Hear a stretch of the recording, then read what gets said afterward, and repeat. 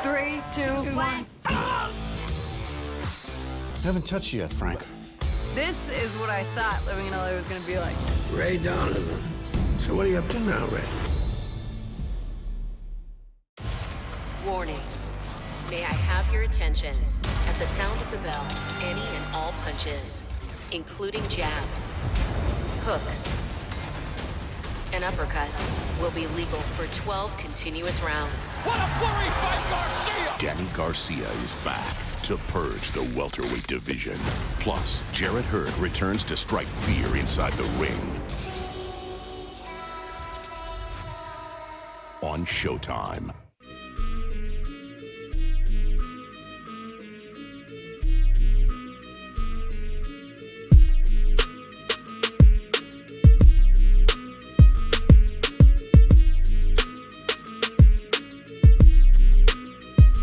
For the 21st time, Showtime returns to the Barclays Center.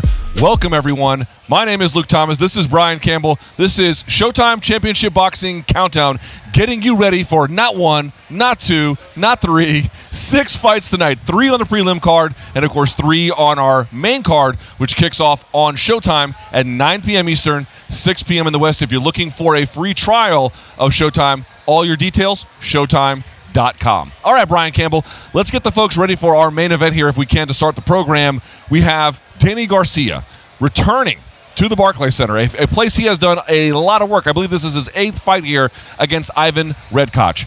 What is the central defining question of this fight? Can Danny Swift Garcia, one of the biggest stars in this welterweight division, one of the biggest in the sport, provide the kind of excitement and boom he has been known to inside this building in Brooklyn, New York? You mentioned his 8th appearance. We all know he opened this building back in October 2012 in the rematch with Eric Morales. 2019 didn't go the exact route that Danny Garcia had hoped. Big fights, big opportunities he had coveted had fallen apart. Starting the new year with 2020 vision, will this be a stay busy against the hungry, brawling Ivan Redkach, or could he slip and fall into a little bit of trouble because he's got a hungry guy across from him with bright yellow hair and a big left hand ready to walk him down? Ivan Redkach is a guy some people know, some people might not. Let's give our viewers here just a little bit of a heads up on him. Southpaw, nice win over Devin Alexander, coming up a weight class. He is somebody who I think, is it the best opponent that Danny Garcia's ever had? No, and I would never make that claim. Is he somebody you should take seriously? Yes, he is. Yes, he is. And if there's one person Ivan Redkach doesn't believe is taking him seriously, it's Danny Garcia. He says Danny's biggest mistake is maybe spending too much looking to the future and not looking at what's in front of him tonight. Who's Ivan Redkach from the Ukraine, like you mentioned? Former big-time lightweight prospect, suffered a couple defeats, some bad luck scorecards. He was, of course, on the wrong end of that fight of the year in 2017 against John Molina Jr., a back-and-forth brawl. But he moved up to 147 for the money against Devin Alexander last year. 3 knockdowns and a knockout. Face first, Luke. He made one heck of a statement in this division. He now says this is the perfect division for his body. He doesn't have to stress down. He comes in healthy, happy, hungry, ready to let that big left hand go. Now, Brian and I will be at the desk, but to learn more about the 3 fights on our prelim stream tonight, let's go to ringside with the Hall of Fame legends Steve Farhood and Ray Flores.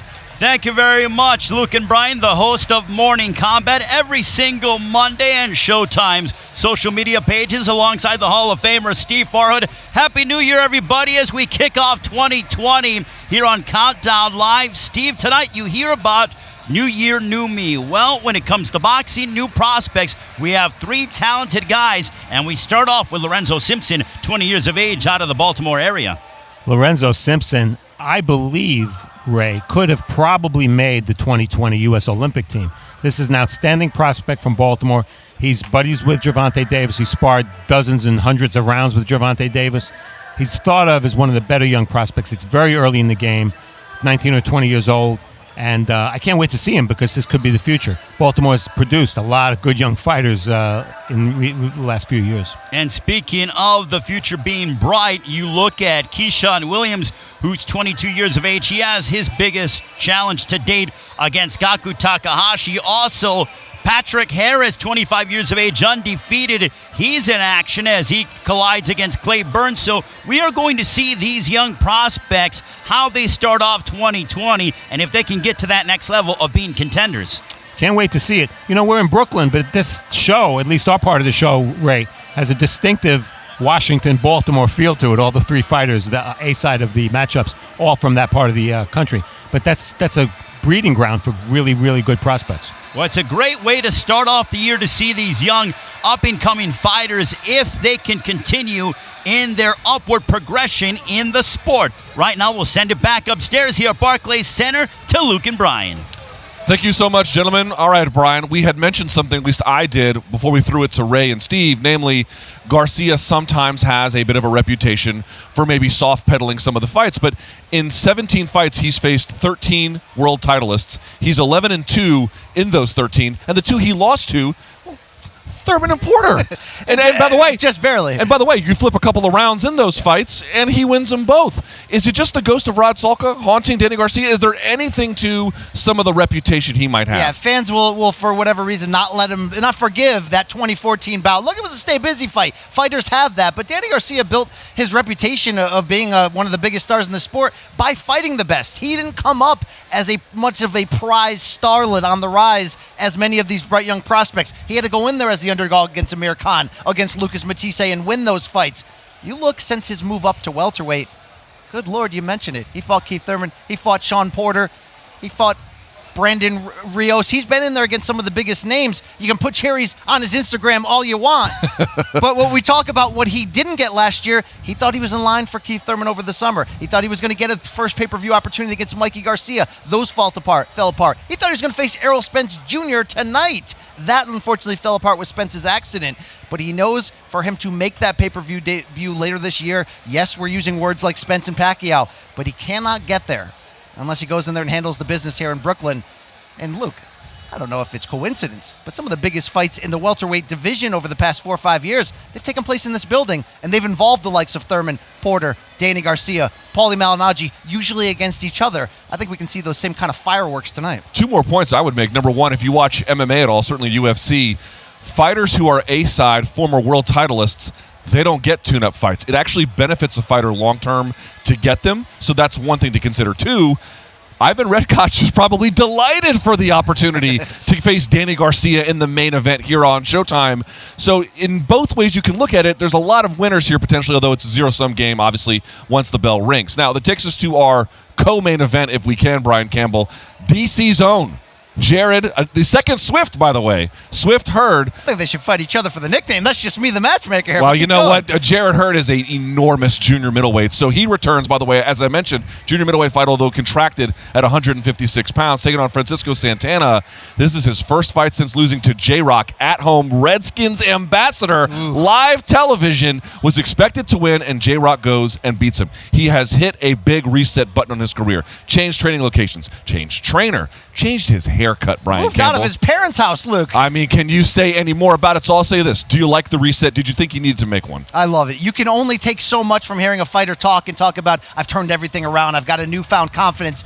But you look at the way he lost that fight when he lost his title to Julian Williams. He got out Jared Hurded. Julian Williams does what Jared Hurd usually does, walks you down, get inside of you, and he was able to take away the belt in a very tough decision, one of the Fight of the Year contenders. What Julian Williams has done since then, to me, is showing the hunger and the humility. He's talked about when he lost that belt, he was believing his own press clippings. He was a little bit high and mighty, maybe relying too much under his old trainer, Ernesto Rodriguez, on his natural gifts. He's huge for this division. He walks fighters down. He breaks your backbone with pressure. He's got a new trainer in Kei Karoma. Guy has plenty of history with the U.S. national team. He's all about preserving Jarrett Hurd and saying, look, we know you can put on the Fight of the Year contenders. We saw what you did with Erislandy Lara. But what about if you take less damage? You use your jab, you use your boxing skills. It's not about changing Jarrett Hurd as a fighter. It's about taking some of those things he used to do and just adding them into the mix. I've never seen a trainer and a fighter so calm, so happy together. It seems like a perfect marriage. The results are going to be played out tonight against Francisco Santana, but what a time to get this reset for Jarrett Hurd when this division has been turned upside down over the past year. One upset after another. Heck, just last week, Jason Rosario knocked out Julian Williams to take that title. Right. One of the two that Jarrett Hurd had. So you're talking about if he can prove himself tonight, if he can look great, get back into the title mix, this very well could be a guy could be the face of this division. And some folks were saying, oh, he needed to rematch J-Rock. He decided not to. And now that J-Rock lost, you say, well, okay, maybe the reset actually makes some sense. Take a step back so you can take a step forward. I like that he's actually taking something of a step back, so to speak. And just to note, by the way, Luke, he says he makes 154 easy. He Right. said all those rumors about him maybe moving up to middleweight, it only came because he wasn't talking. He was quiet about the situation and waiting. He has no problem staying at 54 and seeing where this goes. And we'll talk more about his opponent, Francisco Santana, a little bit later. The first fight, however, that opens the Showtime card, 9 p.m. in the East, 6 p.m. in the West, is some super bantamweight action, Brian Campbell. Cool boy Stephen Fulton Jr. taking on Arnold Hagai. Two Philadelphia boys, although one is a native of Ukraine in Hagai. A boxer versus puncher. Again, that's a little bit simplistic of a labeling, but what it does promise is you got a guy from Philly who's slick, who has some power, against a guy like Hagai who's a bit of a come forward behind the guard. What can folks expect in that matchup? Look, Stephen Fulton, cool boy Steph at 25 years old, has a chance, Luke, to become an American player in those small weight classes, which you don't largely see. He's a Philadelphia fighter. He's got that backbone if he needs it. A little bit more of a technician, though. So we talk about this puncher versus boxer matchup. Going to be interesting how this plays out. Very quickly, Lorenzo Simpson's taking on Antonio Hernandez, our first fight here on the prelim streams. You were in the fighter meeting yesterday. What did you learn from these two fighters? He's trained by Calvin Ford. He's part of Gervante's camp, but he's the youngest of the group, Simpson. And what Truck has learned from this is the good and bad from following around Gervonta Davis, and he feels like he's ready to do big things right away. It's going to start tonight against an ex-Marine. Let's go now. Thank you, Brian. Let's go now to ring announcer Miguel Flores.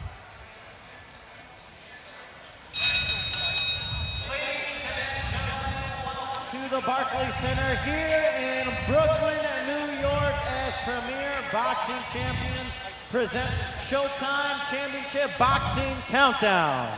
Brought to you by TGB Promotions, DSG Promotions, and Showtime. Sponsored by MGM Resorts and Brooklyn Boxing. This bout will be 6 rounds in the middleweight division. The judges ringside are John Basili, Ron McNair, and Alan Nace. The referee in charge of the action is Eddie Claudio. Introducing first in the red corner, wearing the gold with black trim. He weighed in at 159 pounds even. With 13 fights on his record, out of Kansas City, Missouri, presenting Antonio El Sicario Hernandez. And his opponent across the ring in the blue corner, wearing the gray trunks. He weighed in at 159.5 pounds. His record stands a perfect 6 victories, including 4 by KO. Out of Baltimore, Maryland, presenting the rising star, Lorenzo Truck Simpson.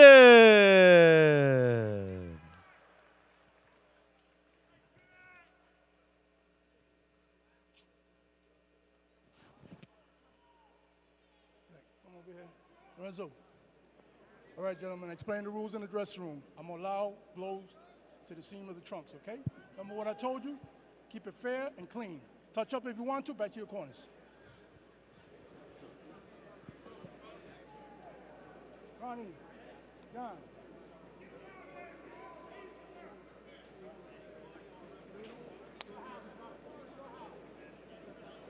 In charge, our referee in charge, Eddie Claudio, Lorenzo Simpson, 20 years of age, taking on Antonio Hernandez.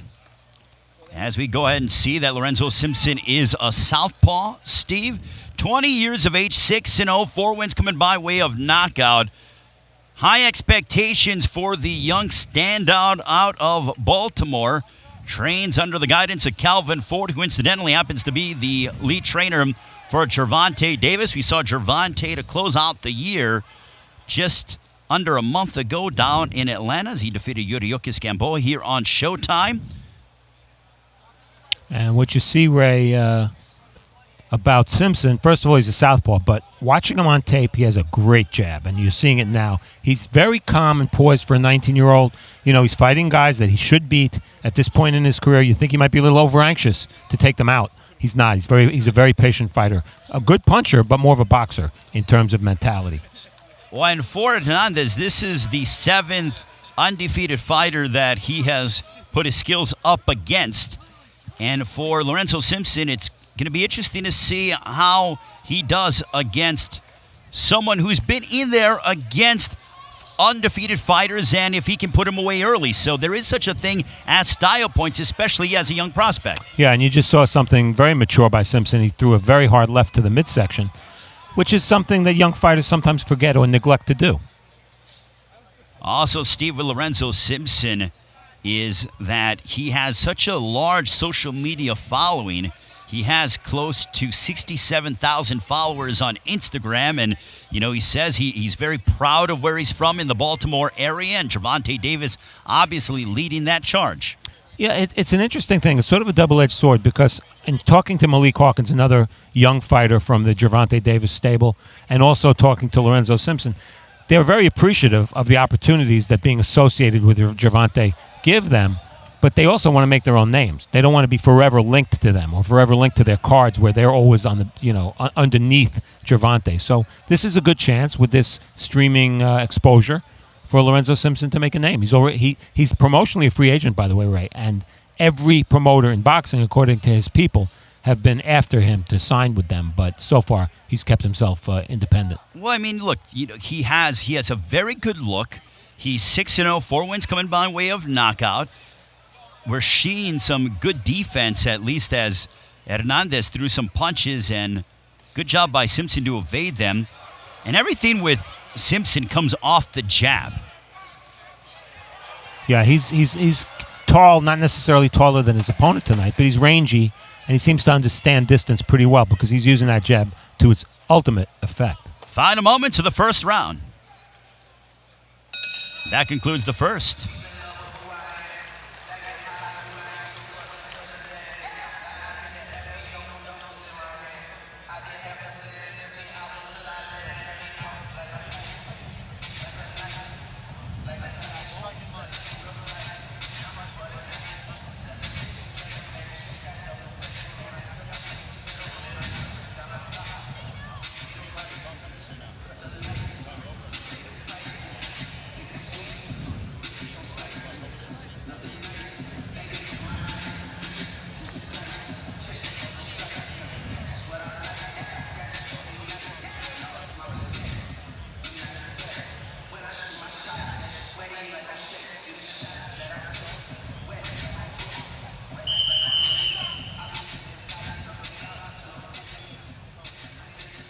Steve, the story of these fighters is something remarkable. With Lorenzo Simpson, he was raised by his mother after his father was murdered. And for him to be able to have somewhat of a normal upbringing after dealing with such a traumatic life experience, I think speaks volumes in terms of the character that the young man is. I totally agree. There has to be something special about some of these kids, and boxing gives them the opportunity to escape the streets, to find a haven in boxing, to have reason in their life, to have discipline and stay in condition and do the things that are healthy as opposed to self-defeating. And I think Simpson is a prime example of that. Such a young fighter, but he certainly seems on the right track. And again, Gervonta Davis has to realize that he's a role model for these younger fighters, even though he's pretty young himself. Yeah, no question. Well, Lorenzo Simpson also, Steve, he went ahead and he stated that he wants to contend and be in line for some type of title towards the end of 2020. So we'll see if that comes to fruition. And he wants to be busy here in 2020. Yeah, he should be fighting very often. And his opponent here, Antonio Hernandez, does not look like a fighter with as bad a record as he has. He throws straight punches. He seems to take a pretty decent shot. We're at the midway mark of the second. Steve, as you look at guys that, you look at the record and you see a veteran of 14 fights, and you're thinking, well, he doesn't have the best record per se. He doesn't even have a 500 record, but the record is deceiving because he does do things that are he does things that are good in some aspects, does Antonio Hernandez. Yeah, if you saw Hernandez for the first time, you'd never guess his record is what it is. But you know what? In 13 fights, he's faced only 3 fighters who had a loss. Every other fighter was undefeated. Granted, it was only 2-0, 3-0, 4-0. But there's a reason fighters are undefeated, and he's just been matched very tough. He said to me yesterday, I could easily be 13-0. Now, that might be stretching it. Yeah, true. but nonetheless, it gives you an idea of where his mindset is. Good straight left by Lorenzo Simpson. It's one of those philosophies that is you look at the NFL, a team can give you a hard time for a half, and then the better team pulls away late third quarter, early fourth quarter, and I think that could be said about the kind of opposition that Antonio Hernandez faces. And that's a great analogy to this fight, because in the early going here, Simpson is investing in the body, which is the equivalent of a football team running the football, wearing you down for the fourth quarter. And I think Simpson is doing exactly that. You see Hernandez reacting negatively to the body shots. And in another round or two, it's only a 6-round fight, of course, but in another round or two, maybe those body punches will totally deflate him. We'll see. And that's the end of the second.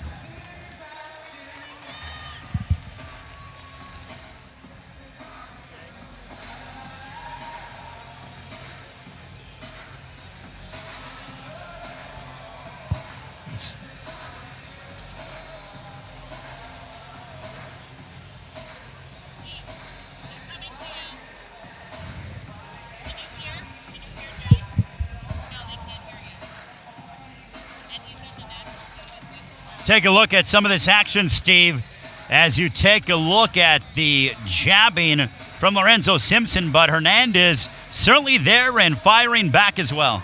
Yeah, Hernandez is proving difficult here because he's using his legs. He's moving just enough. He's no threat to hurt Simpson. You see his punches are basically arm punches, so I don't expect him to do much offensively.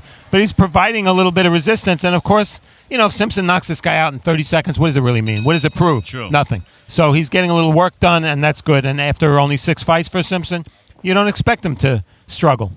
Well, what I'm impressed about is Simpson's, and you pointed it out, Steve, Simpson's focus on attacking the body. He isn't headhunting. He's staying fundamentally sound with his jab. He uses good angles, feints. He's not staying in the pocket, staying out of danger as Lorenzo Simpson.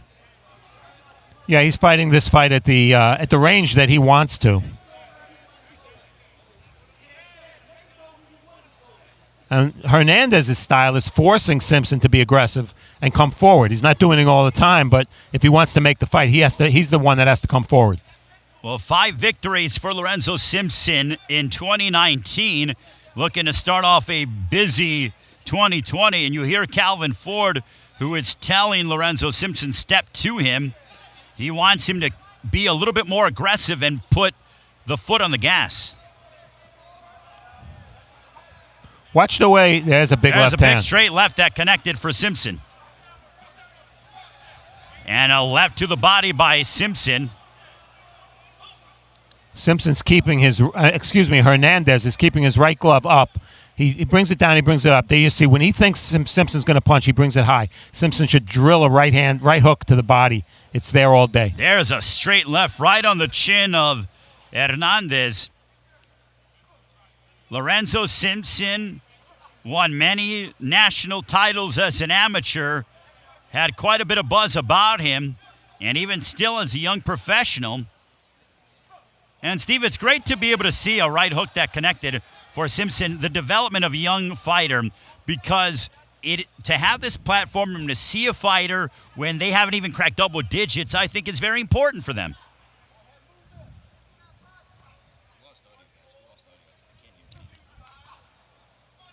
As we see with Lorenzo Simpson jabbing. A straight right by Hernandez.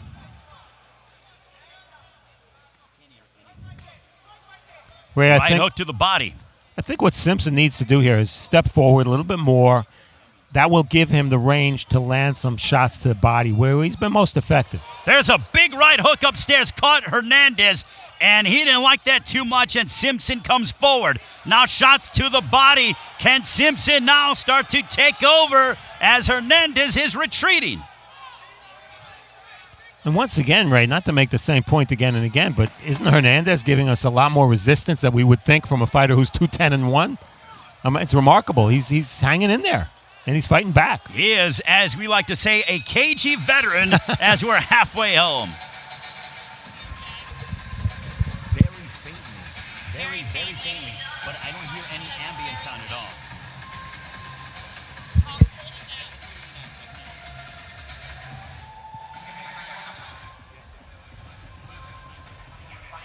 Take a look at some of this action, Steve, as Lorenzo Simpson started to take over.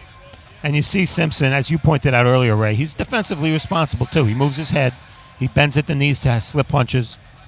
And he doesn't have to do that really because I think he senses that Hernandez can't hurt him. And as you see coming up next, Keyshawn Williams, 22 years of age, battling Gaku Takahashi from the Orient, who's been around for quite some time at 32.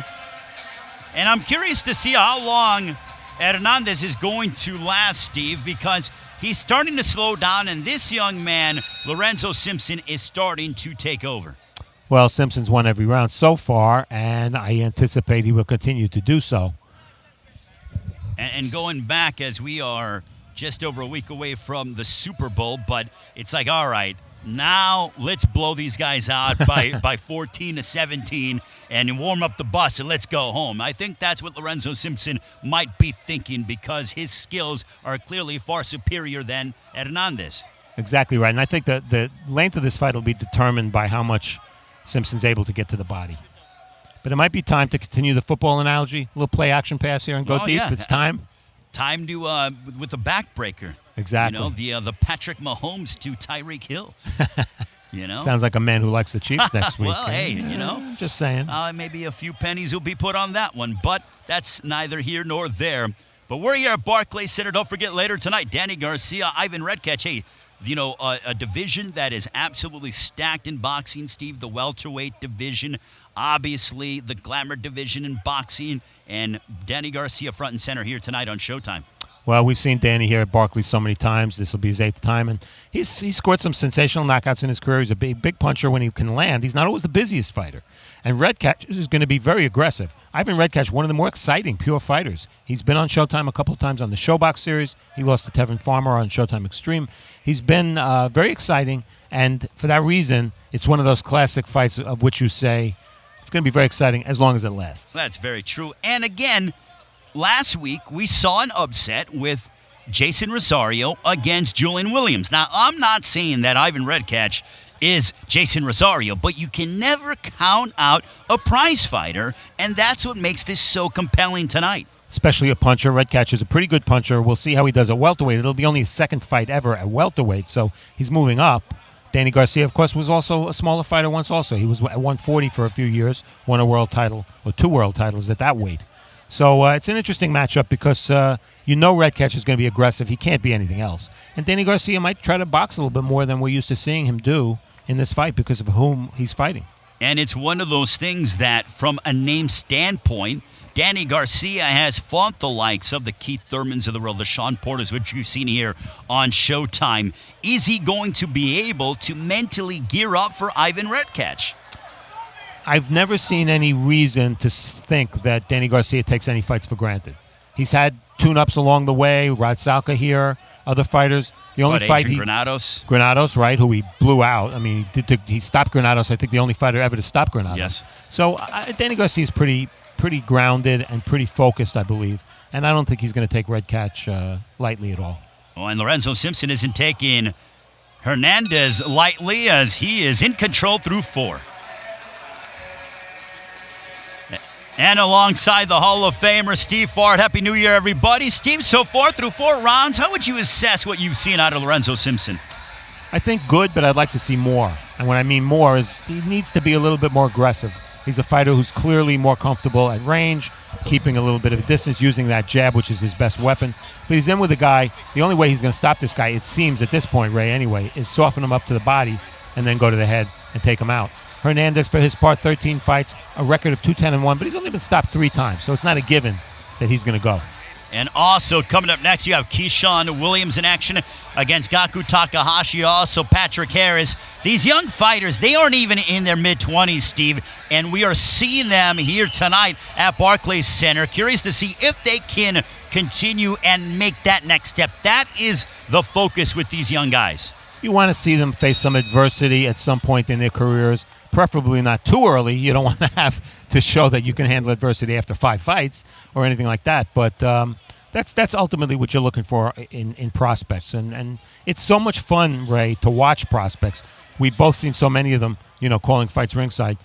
Which ones make it? Which ones don't make it? Why do you like one guy? Why do you think maybe the other guy won't go all the way? It's very interesting to see. And you have to see fighters multiple times to make that determination. When some guys look like $1,000,000 on one night and then the following night and you start to get behind him, you're like, whoa, wait a minute. He looked very normal and sort of like a human being and not this world beater. So that's what we love seeing is this maturation process with these young prospects. We see that the talent in boxing, in my opinion, continues to get better. Yeah, and I think for a guy like Simpson, who's only had 6 fights, this is very good matchmaking. He's very young. He's going to have some soft fights. While he's controlling this fight, I wouldn't call this a soft fight. He's facing resistance. He's facing a guy that's punching at him. Granted, he can't hurt him, but he's punching at him. So it's really good matchmaking, I believe. And that's another example of what you and I know, which is records. Sometimes you throw them out. They don't mean anything. 2-10-1 for this guy. He's better than that. And Hernandez throwing some combinations, but back comes Lorenzo Simpson and Eddie Claudio. I believe warning about shots below the belt. But back comes Hernandez. Nice right uppercut by Hernandez. And after watching those 2 shots, Ray, I think it's fortunate for Simpson that Hernandez isn't a big puncher. At this point, Steve, I'm surprised at Calvin Ford. There's a big right cross. They are wailing away upon each other. What a way to begin the boxing calendar here as they are slugging it out in the center of the ring. It's a little alarming that Simpson getting hit so flush all of a sudden in this fight. It has to be, in my opinion, Steve, overconfidence. Don't you agree?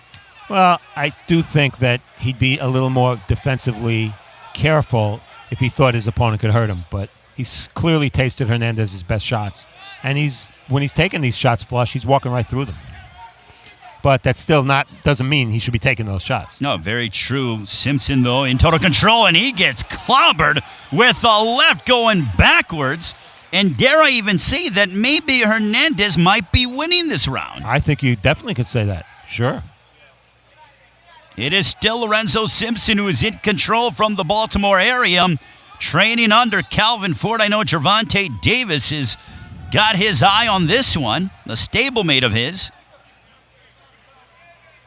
But again, let's remind ourselves, Lorenzo Simpson isn't even 21 years of age yet. He's 19, so there's still growth to be made in the young fighter's progression. That's the end of 5. 1 more to go.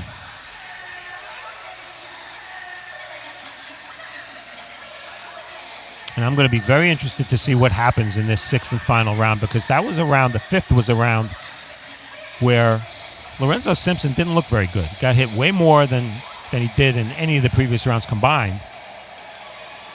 And it'll show a little bit of maturity if he can adjust. Maybe take the fight outside more. You see he's pretty close there. He's trying to walk in round 5. Walk in and trade with his opponent. And he probably doesn't need to do that. His hands are very low there. That's why he's getting hit. That speaks to what Ray said about maybe perhaps overconfidence. Well, and also, Steve, when you're fighting a guy that known as El Sicario, which is the hitman, I don't think it is in your best interest to have your hands down by your side. That's some nickname. Yeah. I don't know if I'd go for that one. Yeah. There is Antonio Hernandez against Lorenzo Simpson. The 6th and final round coming up, and we will see if Simpson, how much he has left in the tank, and Hernandez coming out and trying to pound away upon Simpson, but back comes the 19-year-old from Baltimore. And Simpson looks like he's intent upon making this an in-fight, keeping his gloves up. There's a right hook to the body. Oh, a big right hook that connected upstairs for Simpson. You know what Simpson's style reminds me of, Steve? It is the guy that's in our co-main event, Jarrett Hurd. Hurd like to swarm you, pound away upon you, his pressure to suffocate you, and that's what Simpson's trying to do right now against Hernandez. Yeah, a fighter with decent range like Simpson. Big straight left, jacking the jaw of Hernandez, followed by a right hook. Well, I talked about what adjustment Simpson would make. His adjustment is he's going to walk in and try to end this fight with power shots. He's coming in, bombs away. Is one Lorenzo Simpson. It's almost like he's behind on the scorecards heading into the sixth round. That's a great point. He's fighting like a guy who needs this round. And he doesn't. He's definitely ahead on points. When talking about, Jarrett Hurd, remember when Jarrett Hurd a couple years ago back in 2018 when he was fighting Erislandy Lara and he got the knockdown in the 12th round to narrowly give him that victory. That was the fight of the year for 2018. Jarrett Hurd in action tonight against Francisco Santana. That's a co-main event. Showtime Championship Boxing coming your way in an hour and 22 minutes. If you don't have Showtime, go to Showtime.com to start your free trial now. Now, obviously, Lorenzo Simpson is not anywhere near Jarrett Hurd's level. But Jarrett Hurd tonight, with a new trainer, says he wants to try to use the jab more, take advantage of his range more. That's something Simpson, as a 19-year-old, seems to already understand, that the jab is important. Now, he's not using it this round, Ray. No. You can see it's a phone booth war, but he does have an excellent jab, and we saw it early in the fight, not so much later in the fight. Good right hook to the body, but give credit to his opponent tonight, Antonio Hernandez, who is no doubt not going away despite the fact that he has eaten an avalanche of punishment. Always a valuable lesson for a young fighter to learn. Not everybody goes. You can't take everybody out. And this could be, looks like it's going to be, the second consecutive distance fight for Simpson. A right hook that connected for Simpson, but Hernandez throwing nonetheless. Final moments of the sixth and final round. Lorenzo Simpson trying to elevate his record to 7-0 tonight. A showcase opportunity for him. He has looked impressive, but Hernandez has offered plenty of resistance here this evening.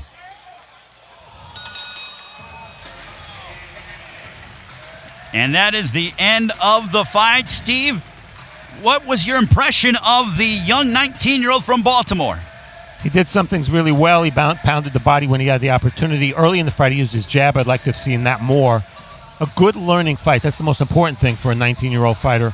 He went the distance. He had to adjust. He fought a very strong sixth round. So I'd say I'm impressed, but there's clearly work to be done.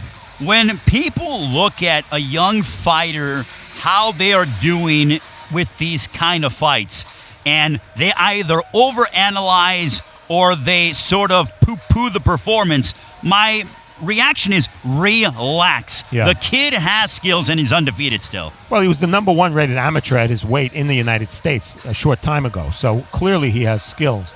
And one thing I like about him, as I watch this replay, I'm reminded of it. For a southpaw, he has a good right hook. A lot of southpaws are one-handed fighters when it comes to power. He uses his right hook, which is a good thing to see for a young fighter. And it's also, he uses, especially in the early going of a fight, his jab. The jab is so fundamental for Lorenzo Simpson, and the body attack, which you pointed out earlier in the fight. Yeah, those two things are invaluable because if the fight's at range, you need the jab. If the fight's in close, you need the body punching. He seems to have both of them. It's good to have a young fighter deal with these kind of distant fights because not only physically, but also mentally, can I go 6 rounds? What do I do when a guy isn't going away after I unload plenty of punishment his way? So that is what is going on in the mind of Lorenzo Simpson. We'll set it up to ring announcer. Here is Miguel Flores.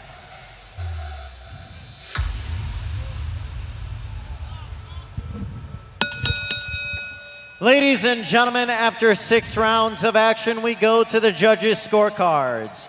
All 3 judges were in agreement, 59-55 for your winner by unanimous decision. And still undefeated, Lorenzo "Truck" Simpson. So Lorenzo Simpson improves his record to 7-0 and a very workmanlike performance out of Lorenzo Simpson, Steve. Judges gave him 5 out of the 6 rounds. Clearly the round that was won by Hernandez was the 5th round. And Simpson did a good job. You see him with his trainer, Calvin Ford. He did a good job of coming back in that 6th round. Now let's send it back upstairs to our teammates, Brian and Luke. Thank you, gentlemen. Brian, you saw that there. Lorenzo Simpson wins. For me, the guy's 19. He looked good in parts. Didn't really cut the ring off a whole lot. Got away from his jab late. Some things to work on. But as we mentioned, 6-round fight. He's well on his way to being something special. Yeah, I just want to echo what Steve and Ray had said. Antonio Hernandez, not your typical fighter with a record of 2-11-1. This was a legitimate test, and I like the way that Lorenzo Simpson passed it. He has a poise and a maturity that you can see for 19 years old that's well beyond his experience level. Got that great amateur background. They say he's the hardest worker in that gym, and that gym has produced champions under Calvin Ford, so bright future ahead. Right, he's in good hands. By the way, folks, if you don't know who we are, and why would you? That's Brian Campbell. I'm Luke Thomas. We are going to be here hosting Showtime Championship Boxing Countdown until 9 p.m. when we go live on Showtime. But he and I do something else for Showtime. Yes, we do. We have a show every Monday, noon, live on YouTube. It's called Morning Combat. It is your first order of business on Monday morning. It's a sports show devoted to debate, fun, everything in between about boxing, about mixed martial arts, any kind of combat sport, and we get to it first with that water cooler talk. Do we not, Brian Campbell? Noon Eastern, like you said, on Showtime's social media channels, YouTube and Facebook. Well, we have our own YouTube channel, Morning Combat with a K. And what could set us apart? We're coming real. We're not pulling any punches. We're going to give you the first take early Monday morning and bring it on the biggest topics in boxing and MMA. Hey, we don't always agree, Luke, and that's just going to be the way it is out there. But I'm ready to bring it, okay? Yeah, and by the way, again, we have our own channel, Morning Combat. Subscribe to that channel now. And by the way, I think this is being co-streamed on our Morning Combat channel, so shouts to the dogs. Make sure you tune in Monday at noon for not only a recap of Danny Garcia's outing tonight, but a big card in Bellator. Chris Cyborg making her debut. Can't wait to see that. Certainly is. That'll all be on Monday, noon. Now, for the time being, we are here for Garcia versus Redkach, our welterweight fight that is headlining this card. We've talked about the stakes a little bit. We talked about the fighters as backgrounds. Let's talk about the styles a little bit. Paulie Malignaggi was telling us something about the counterpunching of Garcia. He doesn't actually pull counter. He kind of stands his ground, sometimes doesn't look, sometimes will lean off and slip if he needs to, and then he can really hammer people. He's known for that left hook. When you think about how these two match up as fighters, what are you looking for? I'm looking for that this is a not a great style matchup for Ivan Redkach to pull the upset. So what he's going to have to do is figure out how to be a little bit different. Now, naturally, as a southpaw, Ivan Redkach, he comes forward, he's aggressive, got a little bit awkwardness to his cadence. That's something that could help him because, Luke, as you mentioned, there's no finishing moves in boxing. This isn't pro wrestling, right? But Danny Garcia, thank God. Danny Garcia's no-look hook is as lethal as it comes. He throws that right hand out there. It looks like he's going low to the body, and he comes over the top with that looping left hand. In theory, Ivan Redkach doesn't present what would be the typical blueprint to have success against Danny Garcia. The quick feet, the boxing in and out. Redkach is a come forward, come and get it guy. He has to put himself into the line of fire to succeed. The key for him, he's going to have to hurt Danny. He's going to have to make him think twice. He's going to have to be awkward. As much as Danny and his trainer, Angel Garcia, told us the fighter meetings, they want to come in there and just establish the jab. It sounds like they want to set up Redkach over time, get him out of there with a big counter shot. It's going to be up to Redkach to really work with that activity and really make a statement early in this fight to change Danny Garcia's best laid plans. Did Angel Garcia throw any chairs? Was there any wild theatrics at the fighter meeting? You always have to bleep out some of the words that the passionate, crazy Angel Garcia will give you. One more thing I'd say I'm looking for, if I may, which is the volume of Redkach. I think it's going to be a bit of a gift, a little bit of a curse. As you heard Farhood say, sometimes Garcia can be a little bit, not impotent per se, but very selective and judicious with his punch output. Redkach is not that way. On the one hand, that might work to his benefit to back up Garcia. On the other hand, it might create some counters for somebody who is an excellent counterpuncher in Garcia. Make no mistake about it, Ivan Redkach is going to have to toe that line. He's going to have to go up to the fire. He's going to have to touch it a little bit. He's going to have to get a little bit crispy there and get burnt to have success in this fight. Getting inside of Danny's jab will be big, but you mentioned the volume is going to be really important here because when you look at the two losses in Danny Garcia's career, we mentioned it could have gone either way against the super elites of Keith Thurman and Sean Porter. Yes, they benefited from a quickness and a footwork game that Ivan Redkach doesn't have, but they also outworked Danny Garcia to be able to create a lead on the scorecards. Redkach has to get inside, and he's going to have to be brave and bold. But, Luke, I don't know how much you know about Ivan Redkach. When he looks you in the eye with that crazy colored hair and the even crazier look, he recently changed his nickname from El Terrible to The Killer. He has that look. He has that mindset. Make no mistake, this is the biggest fight of his career without question, and he knows what's available to him. We're talking about Danny Garcia's future. How about what's available for Ivan Redkach if he can pull the upset? I forget the name of them, but he reminds me of the guys from Mad Max Fury Road who were all white and they would spray paint their teeth. Remember that? Ivan Redkach is kind of like that. Now, we do have another fight coming up. We had the Baltimore contingent in our first fight. Now we have a couple of fighters from the DC contingent. Did you guys all take a cargo van up here together from DC? What happened? Showtime took care of me. I took the train. I don't know about them donks, but here's the reality. Jarrett Swift-Hurd is probably the more preeminent talent, but we've got some up-and-coming ones from a different gym. The preeminent gym in DC is the Headbangers Gym, and that's where our next fighter, Keyshawn Williams, comes from, taking on Gaku, Takahashi. So what can you say about either of these fighters? Obviously, the A side is Williams. Obviously, he's got a bit more of a boxing ability. But what is he up against in a fighter who's had a number of different contests against a number of different kind of opposition? Yeah, Gaku Takahashi has one mode of transportation, and that's to walk forward into oncoming traffic and make your night uncomfortable. But this is really Keyshawn Williams' opportunity to present who he is. You're talking about an 8-round welterweight bout, a 22-year-old, going to turn 23 on Monday, by the way, but trains under Barry Hunter, gets plenty of rounds sparring in there with Patrick Harris, another fighter that we're going to see tonight. And he knows the pressure that's going to be coming at him, but he calls himself the next big thing. I don't know, Luke, through 6 or 7 fights, you call yourself that nickname, you better be able to back it up and represent. And from his point of view, he's confident. He knows he can fight any single style. He knows he can outbox Takahashi if he has to. He's also prepared to dig in and brawl, which could be the way this thing plays out. Williams versus Takahashi is next. Let's go down to ring announcer Miguel Flores.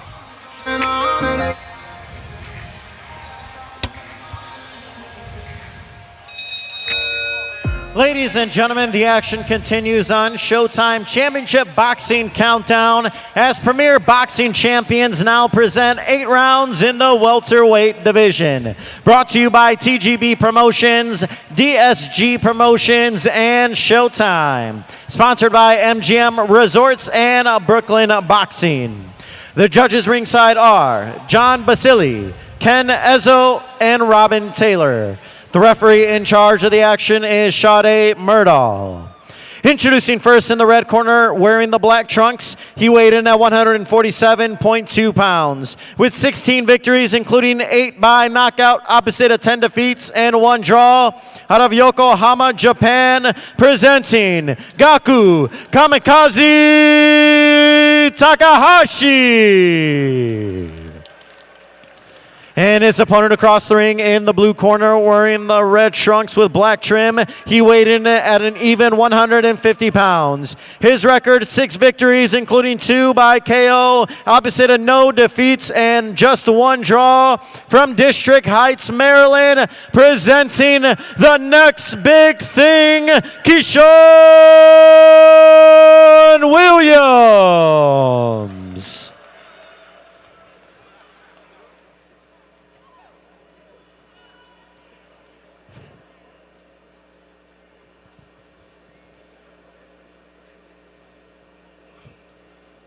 Okay, as a reminder, stay off the back of the heads. Anything right here is all good. Anything right here is all good.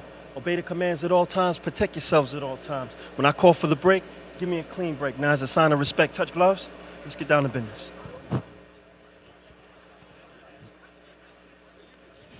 Keyshawn Williams, 22 years of age, known as the next big thing. Well, can he follow that moniker and put together a big performance tonight against Gaku Takahashi? Ray Flores, the Hall of Famer, Steve Fardo, as we begin the 2020 schedule for Showtime Championship Boxing here on Countdown Live. We go live on Showtime coming up in just over an hour. If you don't have Showtime, go to Showtime.com to start your free trial now. What are you hoping to see out of Keyshawn Williams here in this matchup against Gaku Takahashi, Steve?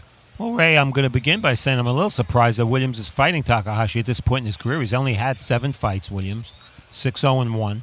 And Takahashi, while he's lost 3 in a row, he's a very aggressive fighter, and he's been in with a pretty high class of opposition. So I'm a little surprised. This is a small step up for Keyshawn Williams. When, as I look at Gaku Takahashi, he's fought the likes of Adrian Granados. He fought Jamonte Clark. He's fought Cameron Crail. That was a slip as Williams put the head down of Gaku Takahashi. He gives me some Emmanuel Augustus vibes when it comes to his herky-jerky style. Right. And for those who don't know who Emmanuel Augustus is, he had like a very unorthodox style. I think they called him, the Drunken Master or something along those lines. So that is, he was a fighter who fought literally anybody and everybody, and Gaku Takahashi gives me that same impression. Well, you see that he's a tall, rangy fighter. He is not a mover or a boxer. He likes to come forward, and you can see how awkward he is. He's a little erect right there. I'd like to see him bend a little bit more. But right now... There's a nice shot for Takahashi as Williams certainly, that got his attention. Williams taking his time right now. He seems maybe a little thrown off. There's a big right hand by Williams, but he seems a little thrown off by the awkwardness of Takahashi. He has he has the nickname, I believe it was Samurai is coming forward, very different, unorthodox. Kamikaze, I think. Kamikaze, that's what yeah, it was, yeah. yes. Kamikaze joining us from Yokohama, Japan. They have a very nice arena there, by the way.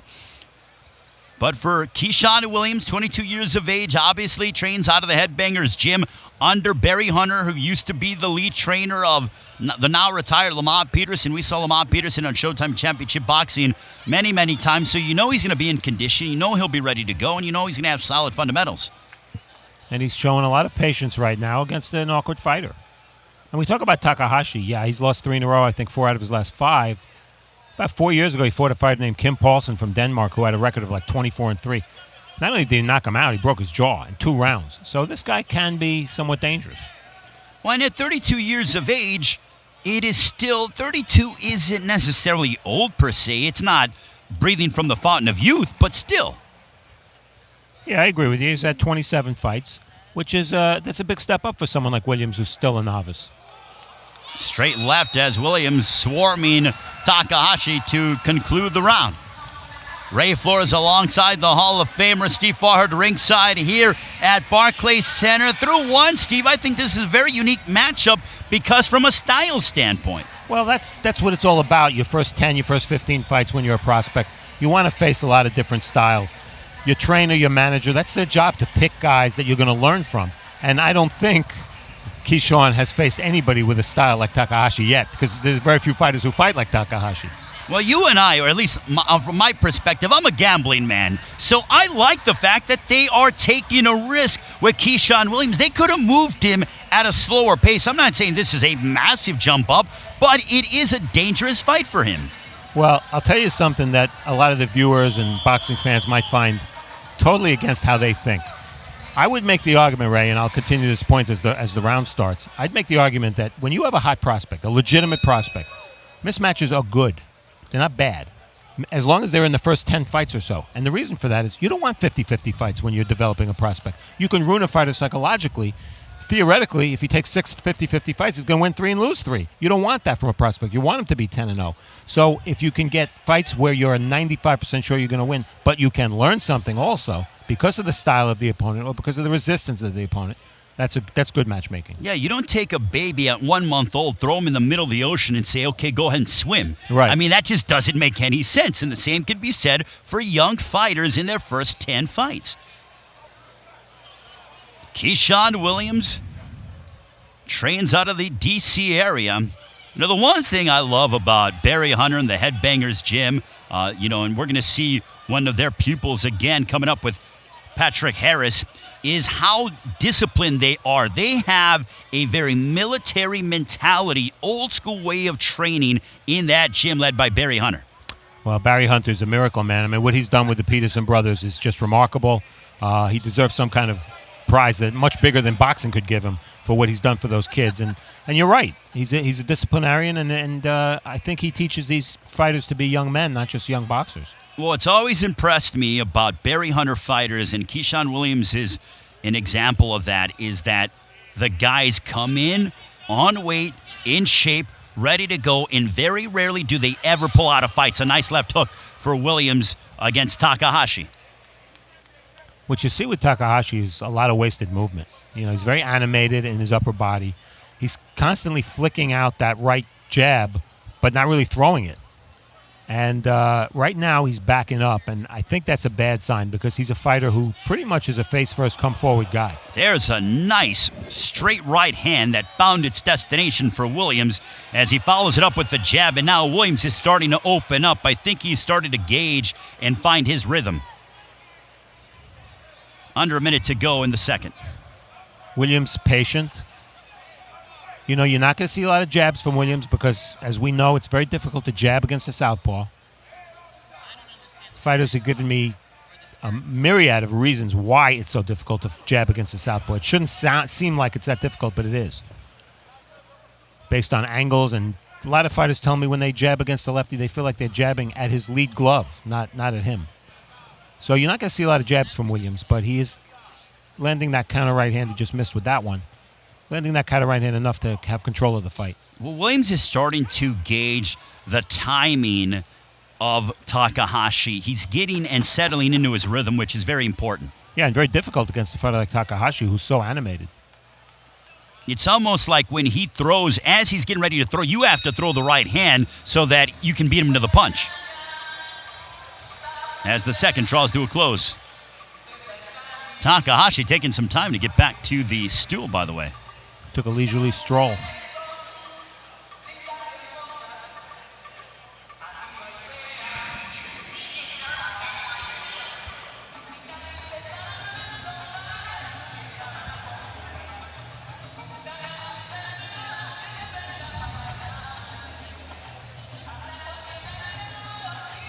Keyshawn Williams, and we take a look at Takahashi.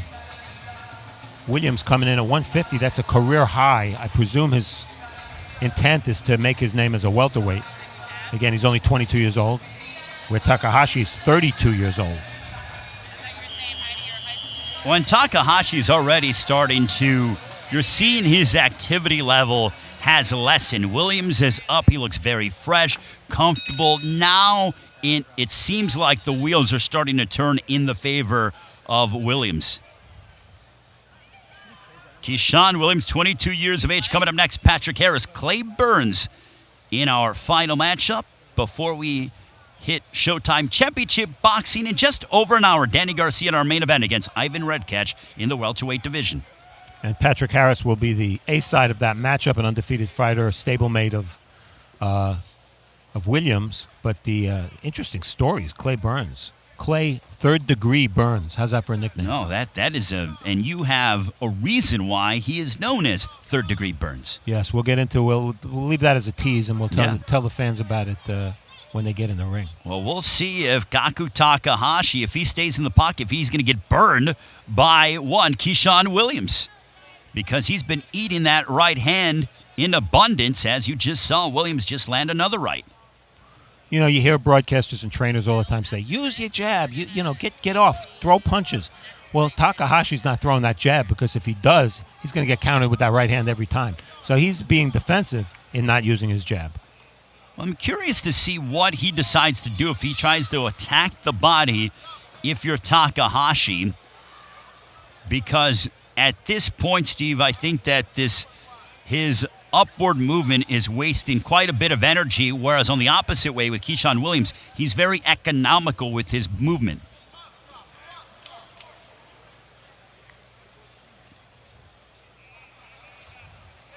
And you're seeing there is a little bit of a bruise underneath the left eye of Gaku Takahashi, largely in part from those right hands from Keeshond Williams. Right now, it seems like Williams is trying to suck Takahashi in so he can land right hands like that. Takahashi comes in. They both are still trying to feel out each other's distances.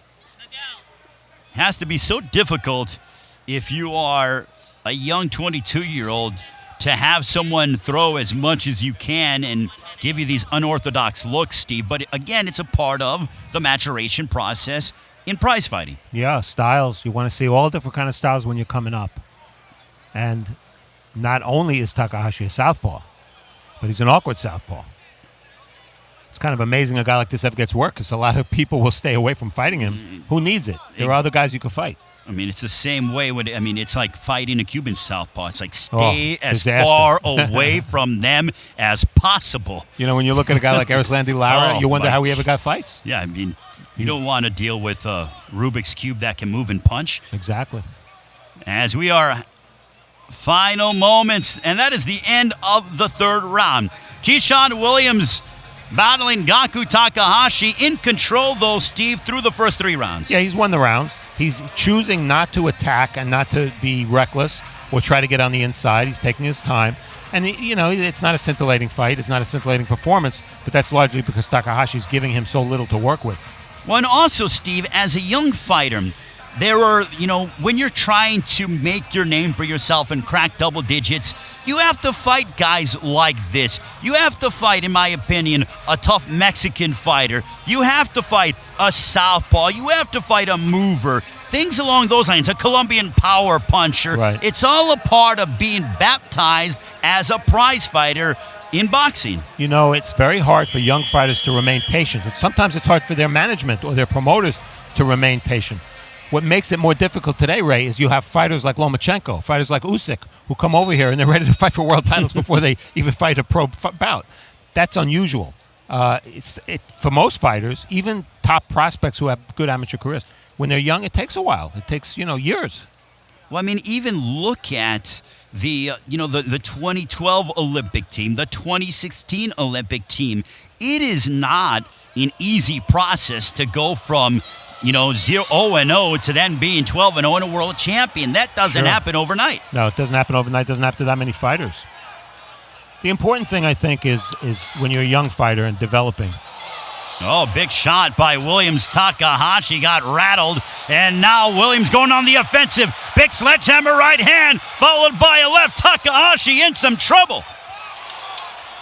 Shade Murdo watching the action. Can Williams find a way to close the show here in the 4th against Gaku Takahashi? What Williams doesn't want to do here is smother himself. You see, he's getting a little too close, not giving himself an arm's distance to punch.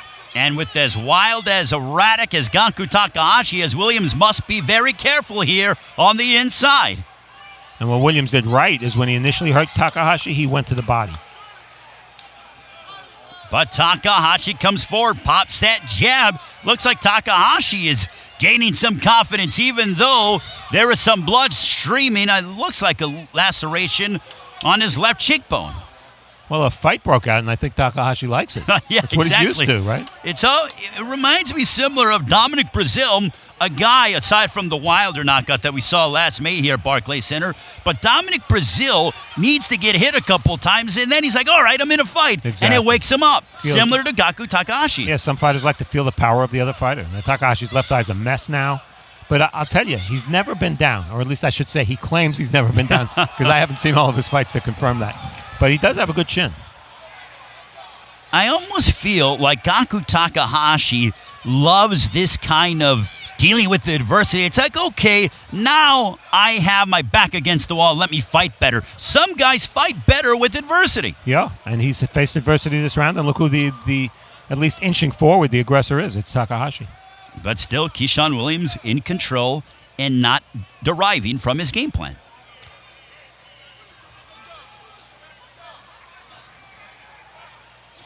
The blood streaming from the left eye, and now Takahashi, hands by his sides, no defense whatsoever. Williams didn't go for the bait, though. Told you he was different. Emmanuel Augustus 2020, Gaku Takahashi.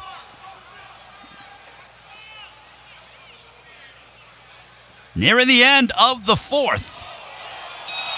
Big shot for Takahashi, and we are halfway home, and he's loving it. He's playing the crowd, Ray. I love it.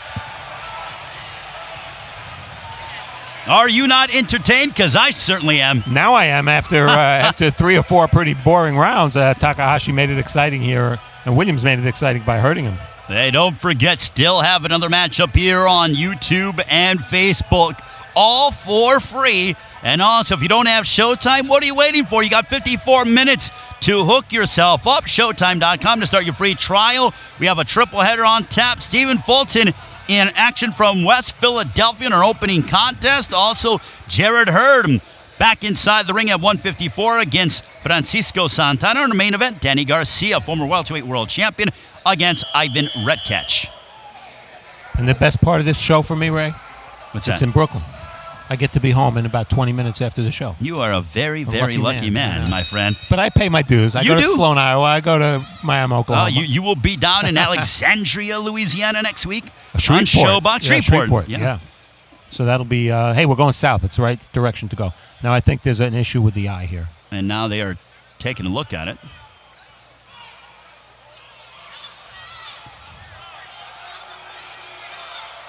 The locals here in Brooklyn getting a little bit restless. You heard from the crowd say, let them fight. And I agree, especially with how compelling that fourth round was. Takahashi with a big straight left to start the round. This is kind of the Takahashi we were expecting from the beginning, but didn't get. Well, he's coming in with a reckless abandon. Is Gaku Takahashi, but Keyshawn Williams is unflappable and is still remaining patient, looking for those openings that he can seize control of. One thing I like about what Williams is doing, he's not wasting a lot of energy. And, he's never been 8 rounds. That's the schedule for this fight. We're only in the start of the second half of this fight, and he should have plenty of energy left, where Takahashi sort of needlessly burns a lot of energy. And, Steve, the levels of prize fighting, some fighters do not reach 8 rounds until they're 10 or 11-0. With Keeshond Williams, they said, look, here we go. You have 7 fights in. We're going to put you in an 8-rounder against someone who is as unique as Takahashi. Yeah, every fighter advances at different rates. Patrick Harris, who we're going to see in our next fight, he's 17 or 18-0. Never been in a Schedule 10. Has not been in a Schedule 10 yet. So his advancement has been a little more deliberate. We'll see how it all plays out. But so far, Keeshond Williams is dealing with the unique style of Gaku Takahashi. But so far, Steve, I think he's passing the test, is Keeshond Williams. Well, he's winning every round, that's for sure. I just like to see Takahashi be the Takahashi we know, because I thought he was aggressive at the start of this round, fearing that the fight might be stopped because of the eye. But he's sort of fallen back into the same rhythm he's been in for the past 4 rounds. Well, Brian Campbell made a great point earlier with Luke Thomas and said, Gaku Takahashi's game plan is literally to stand in the middle of traffic, and that's what he does. Right. And I agree with him, and that's okay, because we need fighters like that to take chances and risks. Exactly right. Boxing is a lot more entertaining because of fighters like Takahashi, and he has a poor record, not a poor record, but he's above 500. 10-1, right? There have to be fighters like that. He's one of those guys that is a little bit above 500. And right now, under final 30 seconds of this 5th round with Keeshond Williams and Gaku Takahashi. Still to come, Patrick Harris against Clay Burns. Harris undefeated. He is the nephew of Lamont and Anthony Peterson. Peterson, former world champion. Big right hand that connected by Keeshond Williams. It woke up Gaku Takahashi. That's the end of the 5th. Ray, every time Takahashi gets hit with the biggest punches of the night, that's when he starts fighting back. You made the point. It's exactly right. He's like a caged animal. He's most dangerous after getting hurt. He needs to face adversity in order to throw more offense and be more offensive. Take a look at some of this action, Steve. Well, I said it's hard to land a jab against the southpaw. You saw Williams do just that. But we have not seen a lot of jabs from him tonight. And there's maybe the best punch of the fight. Oh, that left hook, that follow-up left after the sweeping right. Just missed or maybe glanced off the chin of Takahashi. That could have been really effective. And, Steve, can you talk about the point of it's not easy to look good against some fighters. It's almost impossible sometimes. Individual styles, it is very difficult to say, all right, I blew this guy out, or I really dominated him from start to finish from an aesthetic standpoint. Sure, and I think one of the reasons that's the case is if you have an opponent who gives you very little to work off of, meaning very few counterpunching opportunities, You have to create the offense yourself. If it's not necessarily your style to do that, like an Ivan Redkach is going to create offense by himself. He doesn't need you to do anything. But a fighter like this, like Williams, who's more of a boxer, he has to get used to trying to create his own offense. And it's also a mental game, Steve. Do I throw? Should I be? If you are typically a counter puncher and this guy's waiting for you to throw, should I be the one to go first? When do I go first? When do I throw my power punches? Nice right hand by Williams. I think that when you're a counter puncher and you're not being given much to counter against, really one of the only things you can do, assuming you don't want to change your style, is try to feint. Try to draw the lead from the opponent and then counter that. When Keeshond Williams is starting to get more aggressive, you see that he is starting to walk forward towards Takahashi. There's a sweeping left hook that found its mark. Right hand that backed up Takahashi. 100 seconds remaining here in the sixth. Williams with only 2 KOs in his 7 fights. Maybe not the biggest puncher. He's been pretty accurate with his right hand. Always the weapon of choice against a lefty. You see their feet. Whenever you fight a southpaw, whether you're the fighter, the right-hander or the lefty, you want to keep your lead foot outside of the lead foot of your opponent. That gives you a better angle to land your backhand. When Williams is so judicious and focused on doing exactly what you just pointed out. Also still to come, Steve. Later tonight, Jarrett Hurd back in action against Francisco Santana. Santana appreciates the opportunity, and Jarrett Hurd told you that, look, I am going to be more defensive, and I don't want to get hit as much as I have in the past. We'll see, right? I mean, as soon as Santana shows his aggressiveness, we'll see if Hurd reverts back to his old style. But he's got a new trainer. I predicted he'll come out trying to box a little bit more, use that reach. He's in with a naturally smaller guy. How long that new style lasts, we'll see. But at the end of the day, Steve, a big right hand that found its destination for Williams. But at the end of the day, a fighter is probably going to go back to his old ways at some point. Yeah, that's usually the case, Ray. You revert. Good jab for Williams, snapping back the head of Gaku Takahashi. And Takahashi starts to swing for the fences towards the end of the sixth. 2 more rounds to go between Keeshond Williams and Gaku Takahashi. Through 6, Steve, what's your assessment? Well, it's clearly Williams' fight. As the fight progresses, Ray, I'd say one thing I'd like to see more of, he's landing a lot of big right hands, but they're one at a time. He's not really following up with a left hook. I'd like to see him try that. And the jab, I'll give him an excuse for. He's fighting a southpaw. Hard to land the jab against the southpaw. But he's landing single shots. They're effective shots. They're accurate shots, but they're almost all one at a time. What about some body work from Keeshond Williams? He has a very tall frame to target in Gaku Takahashi. He's really not fighting the type of fight that's going to enable him or give him the opportunity to punch to the body much, because this fight has been fought at range. And it's very, very difficult to land consistently to the body when you're a good distance away from your opponent. Well, we'll see how the next 2 rounds play themselves out, but Keeshond Williams still looks in very good shape coming off his stool. There was a thought process coming into this fight. Is this a little bit too much for Keeshond Williams, or is this the right move? I think the answer is the secondary, that this was the right move for Keeshond Williams. Yeah, I would agree, and he's getting the experience of probably going 8 rounds for the first time. Until you do it, you haven't done it. And going 8 is a step, going 10 is a step. That'll come later for this young fighter. But, if you look at Keeshond Williams' record, almost all his opponents had 3 fights, 4 fights, 5 fights of experience. He's fighting a guy with 27 fights. Big right hand that snapped back the head of Gaku Takahashi. This is Williams' second straight fight here at Barclays Center. He fought here back in August of last year.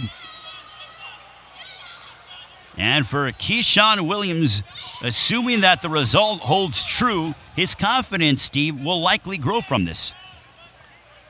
I would think so. It's a small but subtle, a small and subtle step in his development. He gets good work in the gym. There's a nice right that found its destination for Keyshawn Williams. But the one thing Williams is doing is after he lands his right hand, he's almost either standing still or stepping backward out of range. That's why he's landing only one shot at a time. Now he's trying to throw some combinations, although he missed those. Double left hook for Williams as we are at the midway point of the 7th. Right floor is the Hall of Famer Steve Farhood. Still to come, Patrick Harris and Clay Burns. That is up next here on Showtime Countdown Live. We go live on Showtime coming up in just over 40 minutes. Danny Garcia, Ivan Redkach, also Jared Hurd, Francisco Santana in our co-main event. And from West Philadelphia, Stephen Fulton, undefeated in action as well. That's the fight. That's the one I want to see, the first fight of the night on Showtime. Well, Fulton and Hagai, yeah, that should be an excellent matchup. Hagai also undefeated as well. And Hagai's been on Showbox, our Prospect Series, 3 times. Looked very good, very strong. Stephen Fulton now with Julian Williams no longer being the world champion, trying to carry that mantle for the rich boxing city of Philadelphia. Right now, though, representing the Maryland area, Keeshond Williams from the Headbangers Gym, led by Barry Hunter. Barry Hunter certainly has his work cut out for him because he has Patrick Harris next.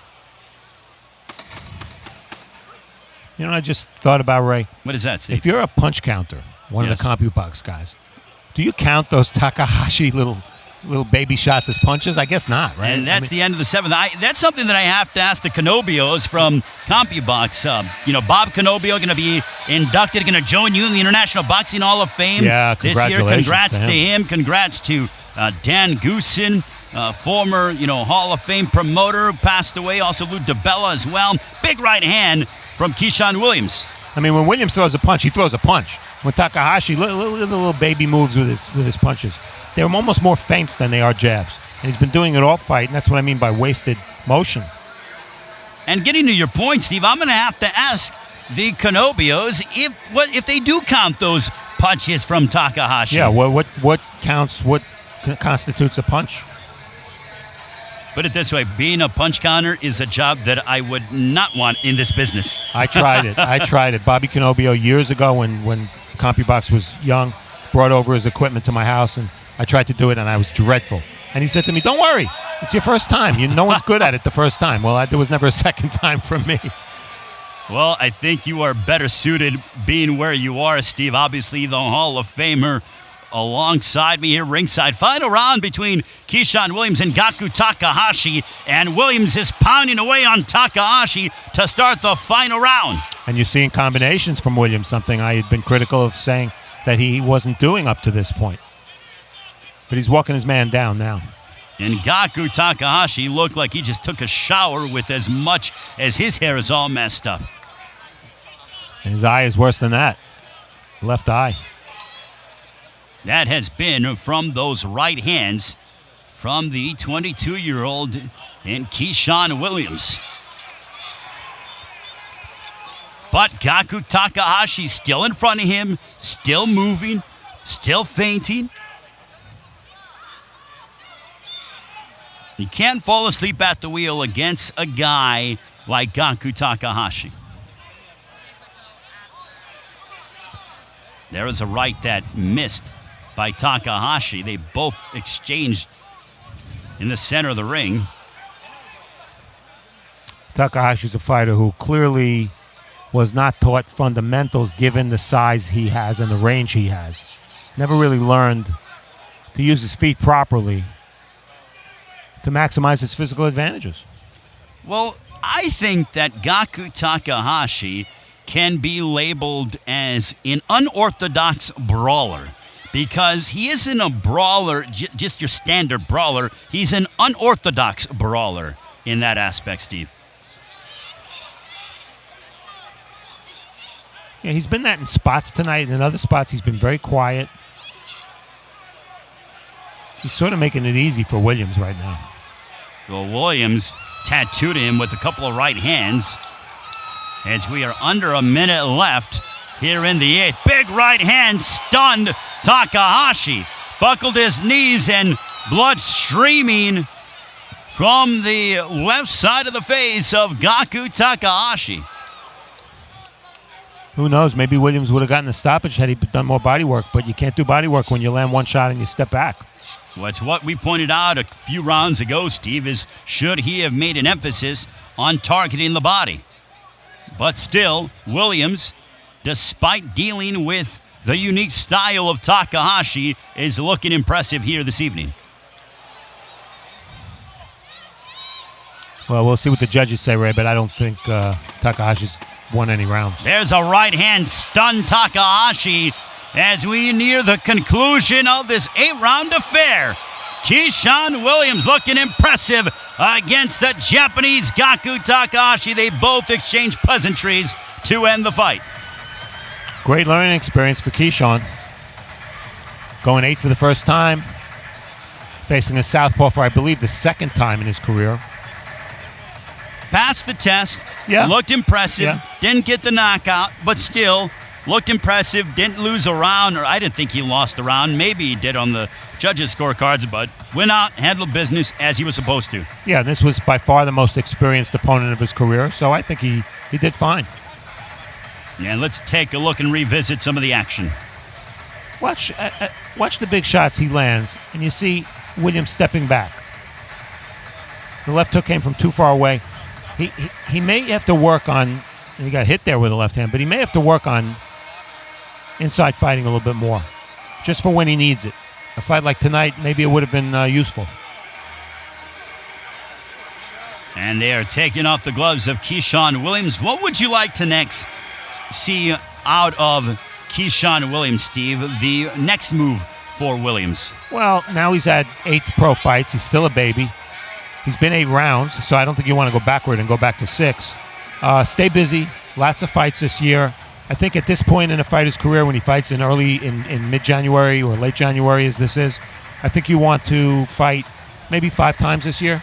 That would be good. Variety of styles. Nobody who probably can beat him or threaten to beat him, but think about making a more serious move next year. Well, and this is why shows like this, like Showtime Championship Boxing Countdown Live, like the show boxes of the world, are so important for boxing because these young fighters get the platform to display their talent and face opposition that should give them some issues. Yeah, and it's really great, especially for hardcore fight fans, because in the old days, my day, you didn't get 4 and 6 and 8 round fights on TV. You only saw the main events. Well, I remember even back when I was, coming up as, a young teenager and, you only had the 2 fights on television. That was it. And I had to read the reviews from, the writers at ringside, et cetera, to be able to see 6 fights on the whole, I think is exponential. And now let's send it up to a ring announcer with the decision. Here is Miguel Flores.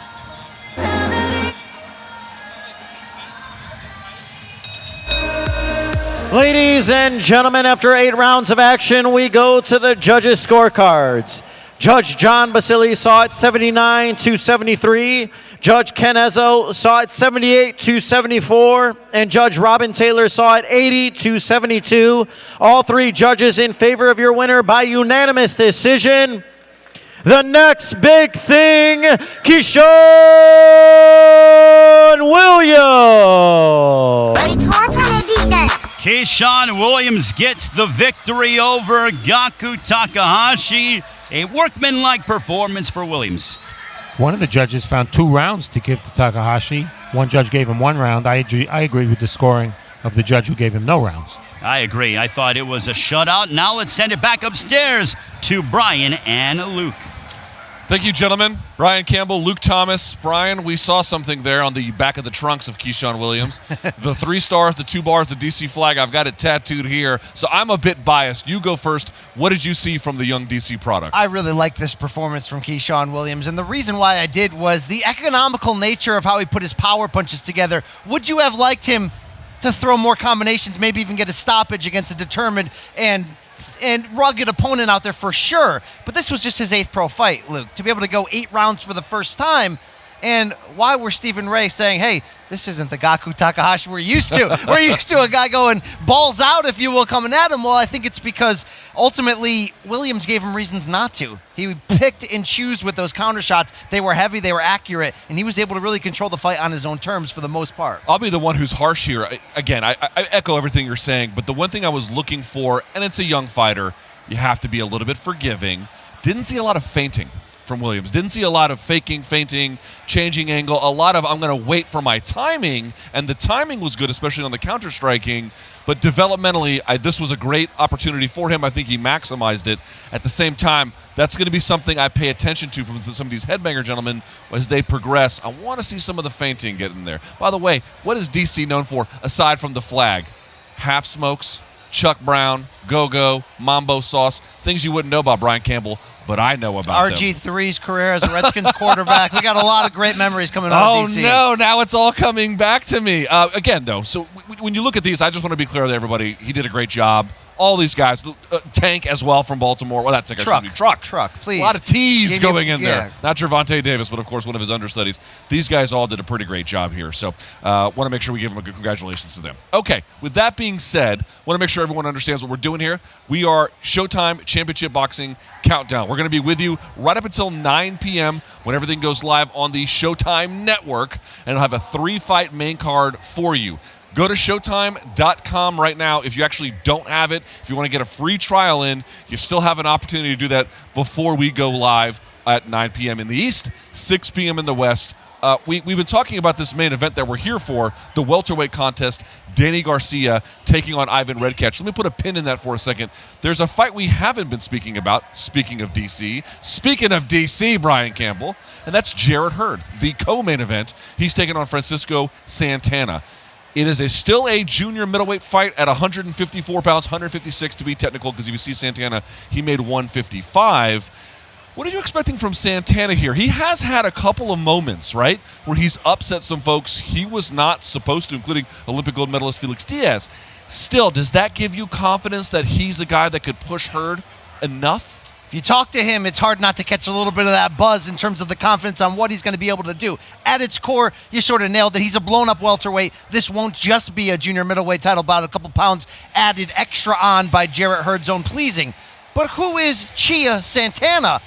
He's a hard worker. By day, he's on the street crew for the Santa Barbara, California Public Works Department, and he's training at night. He's had opportunities in the past. He's pulled a couple upsets, but when you talk to his team and his trainer, Joseph Janik, a.k.a. Coach Haas, they say, look, if there's a night to fight Jarrett Hurd, it's tonight. Barclays Center right there, with Hurd coming off a loss, with Hurd entering his first camp with his new team, like we mentioned, trainer Kei Kimura. There's a lot of good things that they want to do, but at the same time, what if Jarrett Hurd goes out there, spends a little too much focus on trying to do that? Ultimately for Santana, they said the key will be his jab. Not in the traditional sense, but the timing and how they get inside and how they get out. They know they cannot win this fight in a phone booth against Jarrett Hurd. The size difference is too strong. But Santana's a warrior. He's a fighter. He's been in this a long time. And Coach Haas says, I've been trying to get him for 10 years to move his head and use his footwork. If he does it tonight, this could be interesting. So we have some breaking news here if we can. Patrick Harris versus Clay Burns, the third fight on the prelim card, has now been canceled. For additional details, let's go back to ringside with Steve Farhood and Ray Flores. Thank you very much, Luke and Brian. Well, it is a thing when it comes to timing. We have to go live at the top of the hour with Showtime Championship Boxing with our triple header. The fight with Patrick Harris and Clay Burns was an 8-round fight. So doing the math, that would go over the time. So that fight has been moved to after our main event, which will be off television. So we will not bring you that fight based on time constraints, Steve. I'm disappointed because we'd like to see Patrick Harris, but the big show comes first, and we ran out of time. Well, and look, hey, we gear up for coming up what we have. Danny Garcia, Ivan Redkach, also Jarrett Hurd, Francisco Santana, and also Stephen Fulton and Arnold Hagai as well. 2 undefeated 122-pounders looking to make a statement in our opening contest on Showtime Championship Boxing, Steve. Looking forward to it. Should be a really interesting card with some interesting style matchups that should make the fights very good. Okay, for the sake, I know that you can't give a prediction when it comes to our fights here tonight. But let's look at, in my opinion, a fight that's a 50-50 fight with Fulton and Haggai. Can't wait to see that fight. I'm familiar with Haggai. I've never seen Fulton live. From everything I hear about him, he's an outstanding boxer with a big punch to the body. If he's going to look really good, this is a style he's going to look good against. Jarrett Hurd, Francisco Santana. Will we see the old Jarrett Hurd, or will he derive from that and be the new Jarrett Hurd who wants to focus more on his boxing ability and not engaging in toe-to-toe battles? I hope we see the old Jarrett Hurd. He's a lot more fun than the new Jarrett Hurd. But one thing about Francisco Santana, he just keeps punching. There's not a fighter with a bigger heart in boxing. He's smaller than Hurd. That's what he's going to have to overcome. But he will make it exciting. Can Ivan Redkach shock the world and surprise Danny Garcia, handing him a defeat, or will Danny Garcia continue in his quest to try to land one of those big names at 147? Well, in football and basketball, we talk about trap games.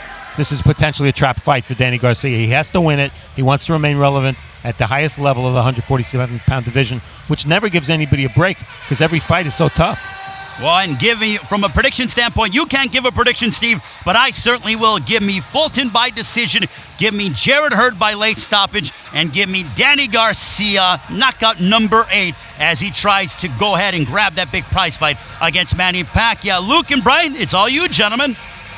Thank you, gentlemen. Really appreciate that. Brian Campbell, Luke Thomas. Let's get to something about, let's start from the top down. We got some time now to really sink our teeth into the analysis of this main card that goes live at 9 p.m. on Showtime. Last week, Brian Campbell, we saw in MMA, hear me out for just a second. Wow. We saw Conor McGregor dispatch Donald Cerrone in 40 seconds.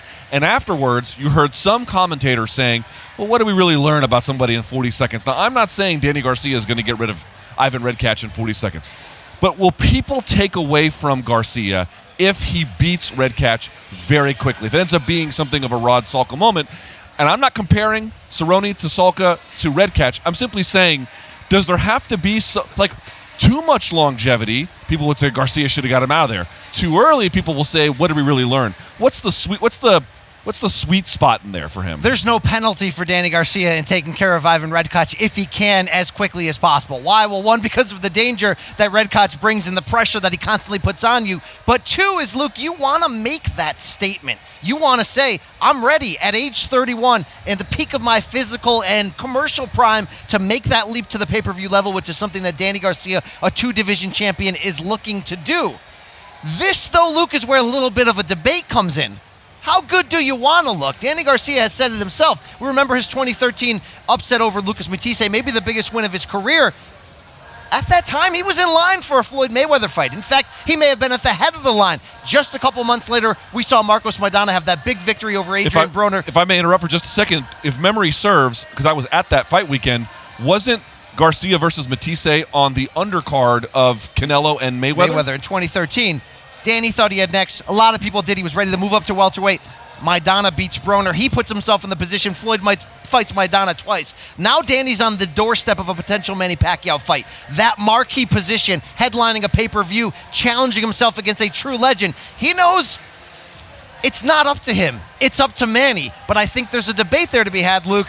What if he blows Ivan Redkach away and looks spectacular? Is he more likely to get that fight or less likely? It kind of decides what Manny, the 41-year-old legend, the man who's been fighting more than 25 years, the 8-division champion, the direction he wants to go moving forward. I'm going to ask you a bit of an unorthodox question here, but I think it might serve as a benchmark for what we can look forward to tonight. What is your favorite Danny Garcia performance?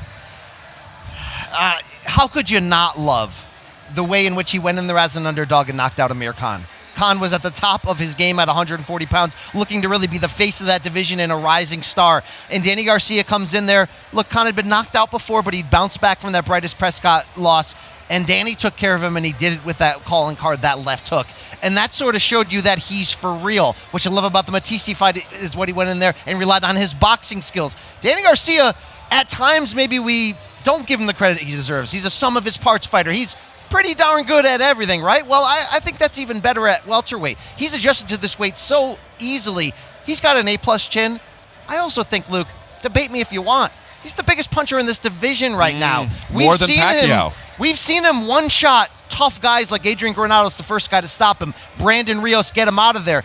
against Keith Thurman in that close loss. A lot of people talk about Keith was going backwards the last couple rounds. Why? Because Danny's such a big puncher. This guy's for real. This guy's no joke, and he wants to splash that party. What were we talking about in 2019? We're talking about the revitalized welterweight division, how deep it is, the big stars, the Spences, the Pacquiaos, the Porters. Danny Garcia's name kind of slipped from that conversation. Wants to put it right back there, Luke. Yeah, well, good opportunity tonight. Do I think he's the biggest power puncher in the division? I'm a little skeptical to say yes. I do. When Pacquiao's out there, it's a little hard for me to believe from that. From a one-punch position, from a one shot to end or alter the fight, give me somebody you like more. Thurman can punch, yes. Pacquiao can get a knockdown on there. Pacquiao has not been a knockout threat consistently at welterweight, however. No, he is not, and obviously he's the smaller man naturally than Garcia, who I think, as you indicated, fits more appropriately into that. I don't know. I have to think about it more. Here's what I would say. It's something I've said about a lot of fighters. Is he the biggest power puncher at 147 pounds? Maybe yes, maybe no. What we do know is, as you mentioned, great chin, never been knocked down. 2, he's got more than enough firepower. Whether it's 1, whether it's 2, even if it's 3, that's still plenty ferocious, because what's so interesting about welterweight, we talked about this yesterday with Paulie Malignaggi, it's the opposite of junior middleweight, where there's just tumult and turnover and shock. And there is some surprise, I think, with the fact that Pacquiao is still kind of relevant at age 40+.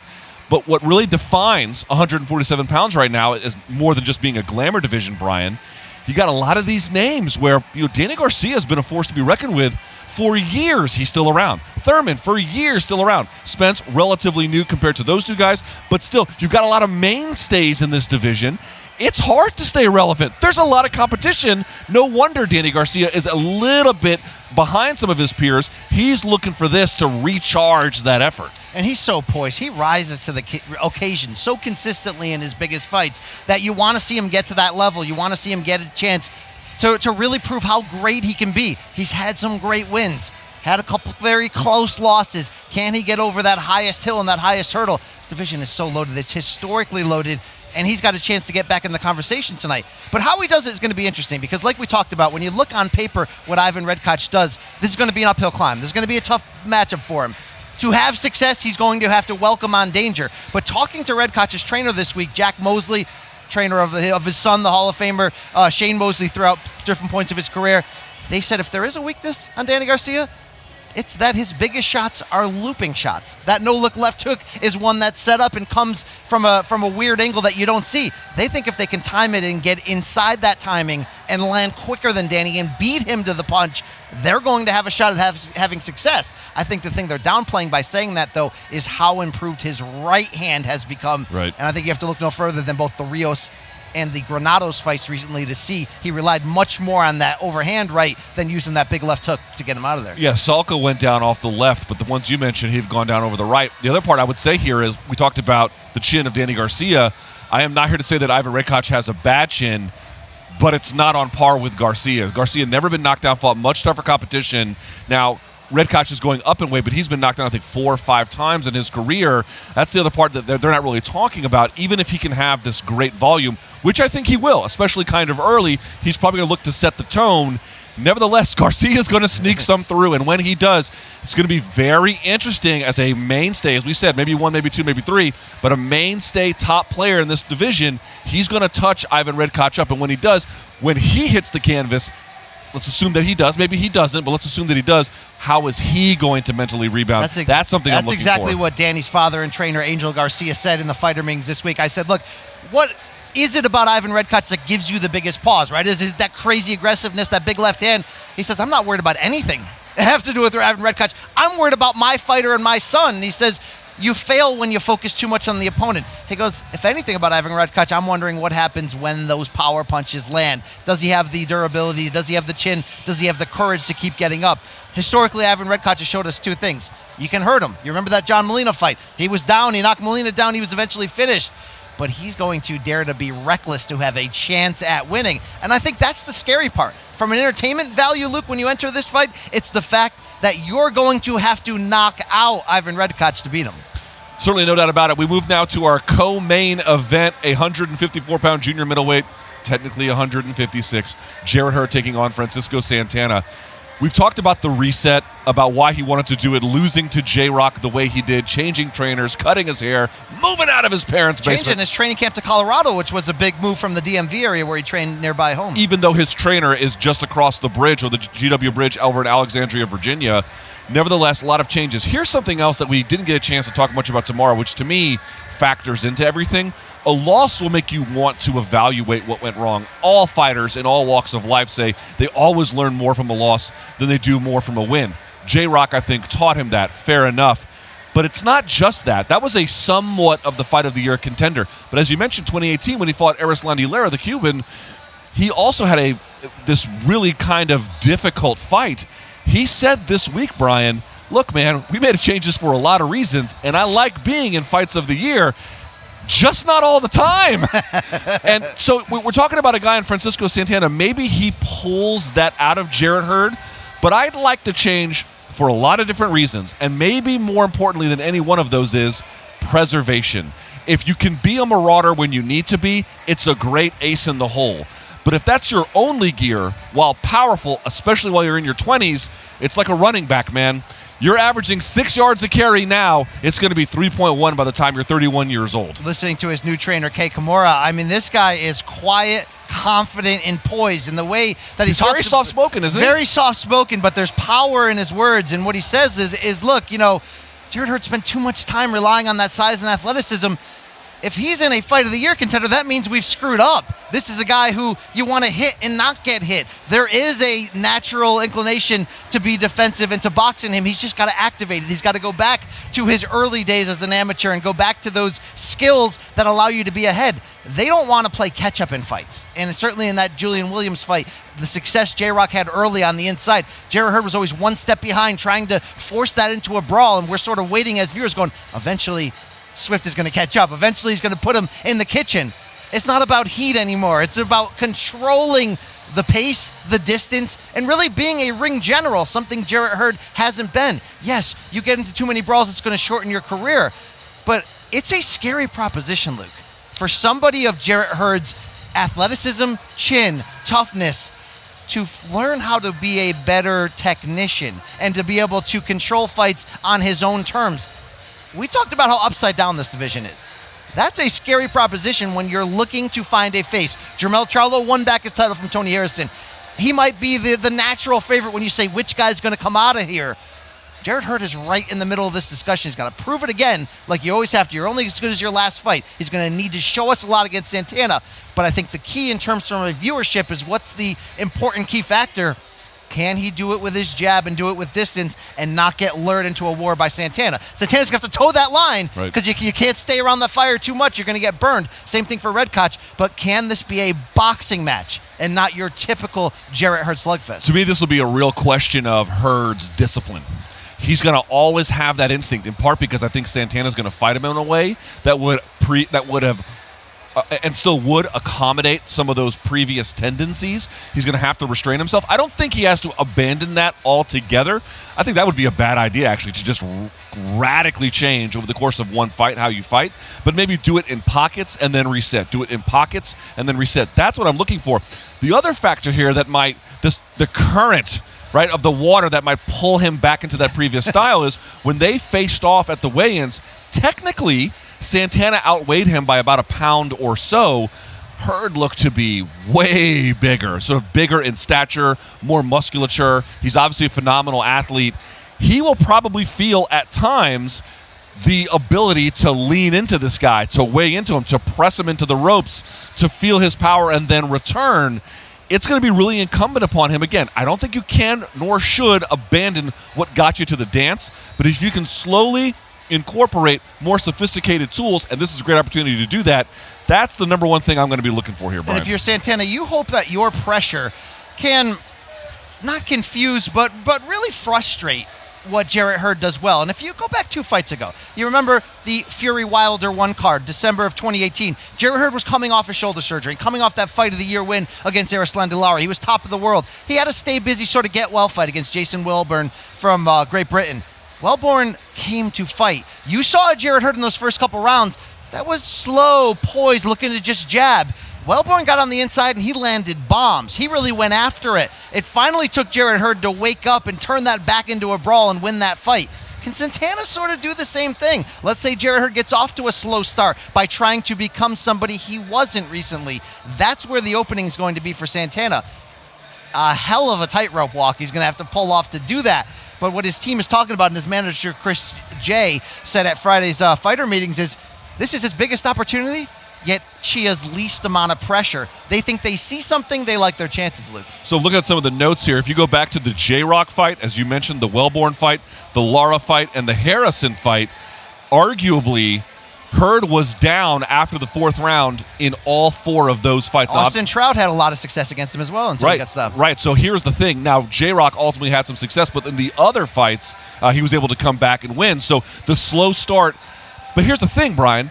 If he was a slow starter and has been a slow starter with his natural style, to what extent is a change going to facilitate that or potentially remove it by virtue of having a real dedicated game plan, potentially centered around activity? In other words, don't crowd him. Really stick the jab. Really move. Move. You're L-stepping. You're cutting angles. You're double jabbing. You're rolling under, right? You're just getting the body moving. That might actually counteract having to go to a slow start. Absolutely. I think ultimately, Luke, what I'm looking for Jarrett Hurd tonight is mentality.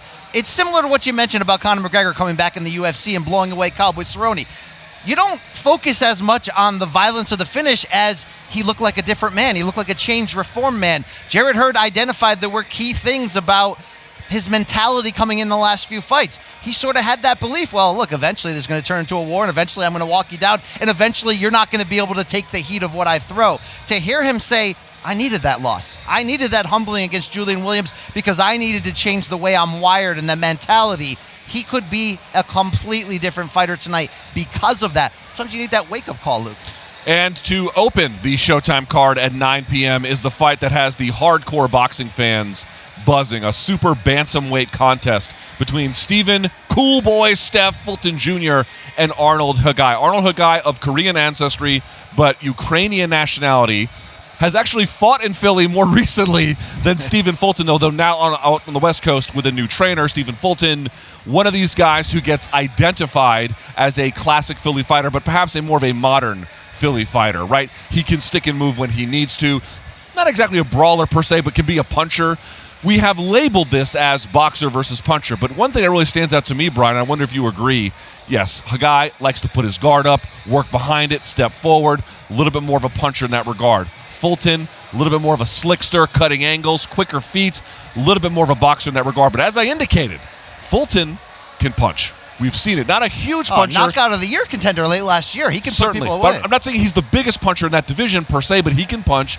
And Hagai, undefeated, certainly has a few more tricks up his sleeve than just barreling forward. Set this one up for the viewers. Look, we asked Stephen Fulton Jr. in the fighter meetings, how do you define a Philadelphia fighter? And look, you know there's that stereotype that comes with it, right? A guy who's skilled, but at the end of the day, he's tough. Sometimes tougher than his own good, right? You can get Meldrick Taylor against Chavez Jr. You can end up pouring out the jug out of recklessness. He says he takes the mentality of what it means to come from Philadelphia, the honor, the history, the lineage, the IQ, but doesn't necessarily lean on that switch is going to be flipped at any point and I'm going to go balls out. What he told us is boxing smart is boxing easy in the end. He knows who Hagai is. He knows he may have to get dirty in this one, Luke, and he's well prepared. But ultimately, at the end of the day, he's a technician. He knows that skills win fights. I'd like that poise on him at 25 years old, knowing he could very well be the future of these lower weight classes. He's been in a sort of war of words publicly, trying to get Brandon Figueroa into the ring, another rising American young star in there. And I think he understands that this opportunity against Hagai can show the full package. If it turns into a war, he's more than happy to do it, but he wants to win it with his skills. And this one has, look, let's be clear about it. Ivan Redkach is up against it. Francisco Santana is up against it. And I do think that Fulton is the deserved favorite, but when you really consider who's got the likeliest upset potential from the underdog ranks, Hagai, yes, I don't think he has exactly the same kind of level of boxing skill that Fulton has, but he's got firepower, guts, undefeated, certainly zero quit in him. That's a very, very, very competitive fight. Stephen Fulton has his hands full. Arnold Haggai is a bit of a wild card, and I use that pun correctly because he trains at the Wild Card Gym, world famous, under Freddie Roach. He specifically just joined forces with one of Freddie's disciples, Marvin Somodio. Luke Somodio said December 24th, he walked into the gym for the first time. We put on the mitts, he hit him, and we knew in that moment something special had happened. He talked about a Christmas present come early. Some people in that camp in the wild card had said the quick relationship, only a few weeks in, between Haggai and Somodio is reminiscent of what happened when Freddie Roach joined forces with Manny Pacquiao. I'm not trying to make that direct comparison, but Manny Pacquiao was a fighter from foreign soil who came in, found a father figure, of course, and Freddie Roach was unleashed on the United States and went after it. We don't know yet. Still, that's a perilous comparison. Haggai is, but he's a pressure fighter. He's a confident fighter. He tries to get inside on you, and he tries to bring the fight to you. I want to see what happens if cool boy Steph gets caught in that kitchen. If it starts getting hot, Haggai's that guy to do that. He's not a guy to be messed with. We've seen Haggai a little bit here and there, but we don't really know how great he can be. This is his opportunity to show that. Same with Fulton, too. I was looking at some of what the boxing forums and what the boxing heads were having to say, and they all kind of say the same thing, which is Fulton's very talented, probably deserves to be the favorite here, but hasn't exactly shown them. He's shown them skill, Brian. He's shown them ability. He's shown them the kind of skills that you have to respect and take seriously. And remember, this is a WBO title eliminator, right? So the next, the winner here presumably will go on to a title fight. Nevertheless, though, there is, I won't call it prevailing skepticism about Fulton, but I think that there's a unclear sense about his ceiling, right? We know he's good, okay, but how good? And what he has shown has been very respectable. But to me, this is a chance on this platform in this venue with the stakes involved being a title eliminator to say, okay, my ceiling, what you've seen, you might have been impressed by, but we have an opportunity against an opponent as credentialed and difficult as Haggai to take another step up. Are you truly the cream of the crop from the next era of Philadelphia fighters? This is the defining fight early in Stephen Fulton's career. In talking to Haggai's trainer, Marvin Somodio, this is their hope. They know that Fulton can box and punch, but he's a boxer at his core. They hope the pressure of the platform, of live television on Showtime, of getting this type of push will raise Fulton's game into the level it'll be a negative. They want to see the action fighter Fulton come out. They want to see him sort of get caught under the intoxication of the buzz of the lights in the crowd. That plays into Haggai's style. It's a little bit awkward. Got a Muay Thai background. Got a late start into boxing. That's right. You're going to have to see how that plays out. We're going to find out Stephen Fulton's toughness, most likely, in this fight, but I think we're going to find out even more his level of maturity. Yeah, I don't want to overgeneralize because that would not be fair, but some of the fighters who get their start in Muay Thai or Thai boxing and then transition to standard boxing sometimes are not necessarily the best movers. Now, that would accommodate his style, given that he likes to work behind the guard. Something to pay attention to. Stephen Fulton is going to have to be on his horse on this one. I'm also curious to see when it goes the full distance with someone in your face. There's been no indication, Brian, there's been any cardio issue, but we'll see. We'll see if someone like Haggai is really working the body, constantly marching him down. It is much more exhausting to have to back out and circle out and constantly be on the end of the ring. Lara can do it at times, but it's a really labor-intensive style. That is another factor I'm going to be looking for in this fight. To what extent, when the fight is all said and done, if it goes the distance, how does he look? How tired did he get? What weaknesses do we discover? Because even if Fulton gets the win here, no obvious thing, but let's say he gets it done, we might find, yes, the upper bound ability. We might start to discover some of the floor of the ability there as well. This is, to me, a great fact-finding mission for both guys. Yeah, you love to see when the intangibles get tested. That's right. Just as well as the skills. And quickly, Fulton has said he benefited from 2 key training camps with 2 division champion from Wales, the great Carl Frampton. And what he learned in those training camps was how to be the smaller fighter and how to learn some of those veteran tricks and land and get out of trouble. Those are key skills that could be a factor against such a pressure fighter in this one. Okay, will he come in with the cowboy hat today? Do you think he will? I don't know if that really fits with the Brooklyn motif here. It didn't fit with his last fight. He did it anyway. I don't understand. Since when did dudes from Philly wear cowboy hats? That never made sense to me. I don't know. Hey, man, to each his own, right? To each his own. Okay, time for predictions. We'll start at the top of the card and work our way down. Garcia versus Redkach. Again, Redkach is up against it. I think he'll make it competitive for as long as he can. I would be very surprised to see it go past 6. I think he'll land some big bombs before then, but Garcia, too slick, too strong, too powerful, too experienced. I like him to stop the fight in the distance before the 6th round. Yeah, what makes Redkach so fun and so exciting is ultimately has the potential to be his demise. He's going to have to get inside. Paulie Malignaggi yesterday said a great thing. Yeah, Garcia's a counterpuncher, but he punches with guys. Redkach is going to have to find a way to stay awkward to get Danny Garcia off his rhythm. Eventually, though, Luke, you have to feel like that power is going to catch up with him. I think we're going to see nothing but entertainment and action in this fight.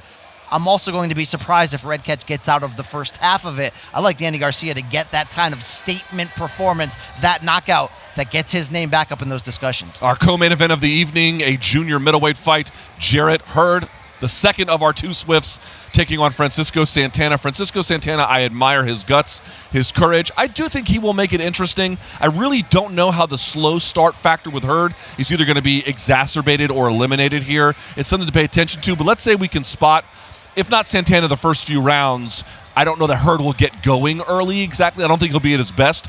So I do think he gets the stoppage. I just think it happens a little bit late. I'm looking for an 8th or 9th round stoppage for Swift, DC's finest. I couldn't agree with you any more than that. I think, look, Santana is not a live dog to necessarily maybe win this fight, but a live dog to make it competitive, a live dog to test exactly who the new Jarrett Hurd is. I think we're going to see a little bit of a slow adjustment to becoming that new fighter.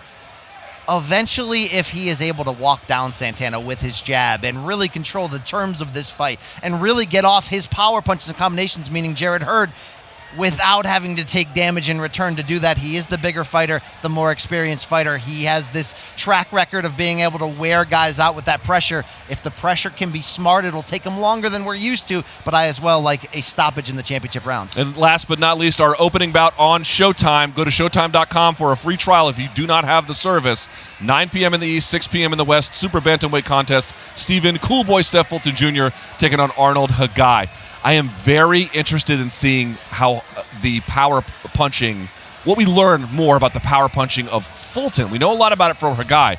So I'm going to say Fulton. I'm going to go chalk here, Brian Campbell, because I'm a loser like that. I'm going to go chalk, but I think this one goes the distance. I think as good as Fulton is, he's going to have a hard time getting Hagai out of his face. So I like it on his side of things, but he's going to have to work for it. My question is, can Stephen Fulton win this fight without having to stop Hagai? Can Hagai just put on that pressure and make it so difficult that it can get to the scorecards where he can potentially have a shot at taking this victory? There's so much at stake for both of these guys, for Fulton to be, like I mentioned, a face of these smaller divisions. This is his close-up. This is his opportunity to really prove that. I think he does it. Not only do I like Stephen Fulton to win, I think he rises to that level that he can score a late stoppage, maybe on cuts, but I like him to really announce himself as a future. Right now, what, at 122 pounds, a future in these lower weight classes. 9 p.m. in the East, 6 p.m. in the West. Showtime Championship Boxing will kick off here in about less than 90 seconds. Do not forget, that's Brian Campbell. I'm Luke Thomas. We are the hosts of Showtime's Morning Combat. Every Monday at noon, we have our own YouTube channel. It's Morning Combat with a K. You can see all of our various social media apparati. Give us a follow. Check us out. It's Combat Sports Direct. No punches pulled. It's the analyst sports show you always wanted, with 2 people who do nothing but cover this for a living and have for over a decade, talking boxing, talking MMA. Boxing, MMA, all the big stories. We have a little bit of fun back and forth. Sometimes we drink on the air. Well, hey, you want to be ready for the water cooler Monday morning to act like you have a clue. Let MK Ultra kind of brainwash you and tell you how to react from the weekend fights. We're going to have it 12 Eastern, YouTube, Facebook, Showtime channels. And maybe we'll break down Danny Garcia, see what happens there. Bellator, UFC Fight Night Raleigh. A lot to get to from this weekend. So give us a follow there. Give us a like. Give us a subscribe. Anything you can do. We will see you at noon on Monday. It'll be Brian Campbell. It'll be Chuck Mindenhall. Hey, it's 12 o'clock somewhere, noon Eastern, all right? That's right. We really appreciate you guys watching us today. Enjoy the fights. See y'all next time. Warning. May I have your attention? At the sound of the bell, any and all punches, including jabs, hooks, and uppercuts, will be legal for 12 continuous rounds. What a flurry by Garcia! Danny Garcia is back to purge the welterweight division. Plus, Jarrett Hurd returns to strike fear inside the ring. on Showtime. 3, 2, 1. Haven't touched you yet, Frank. This is what I thought living in LA was gonna be like. Ray Donovan. So what are you up to now, Ray?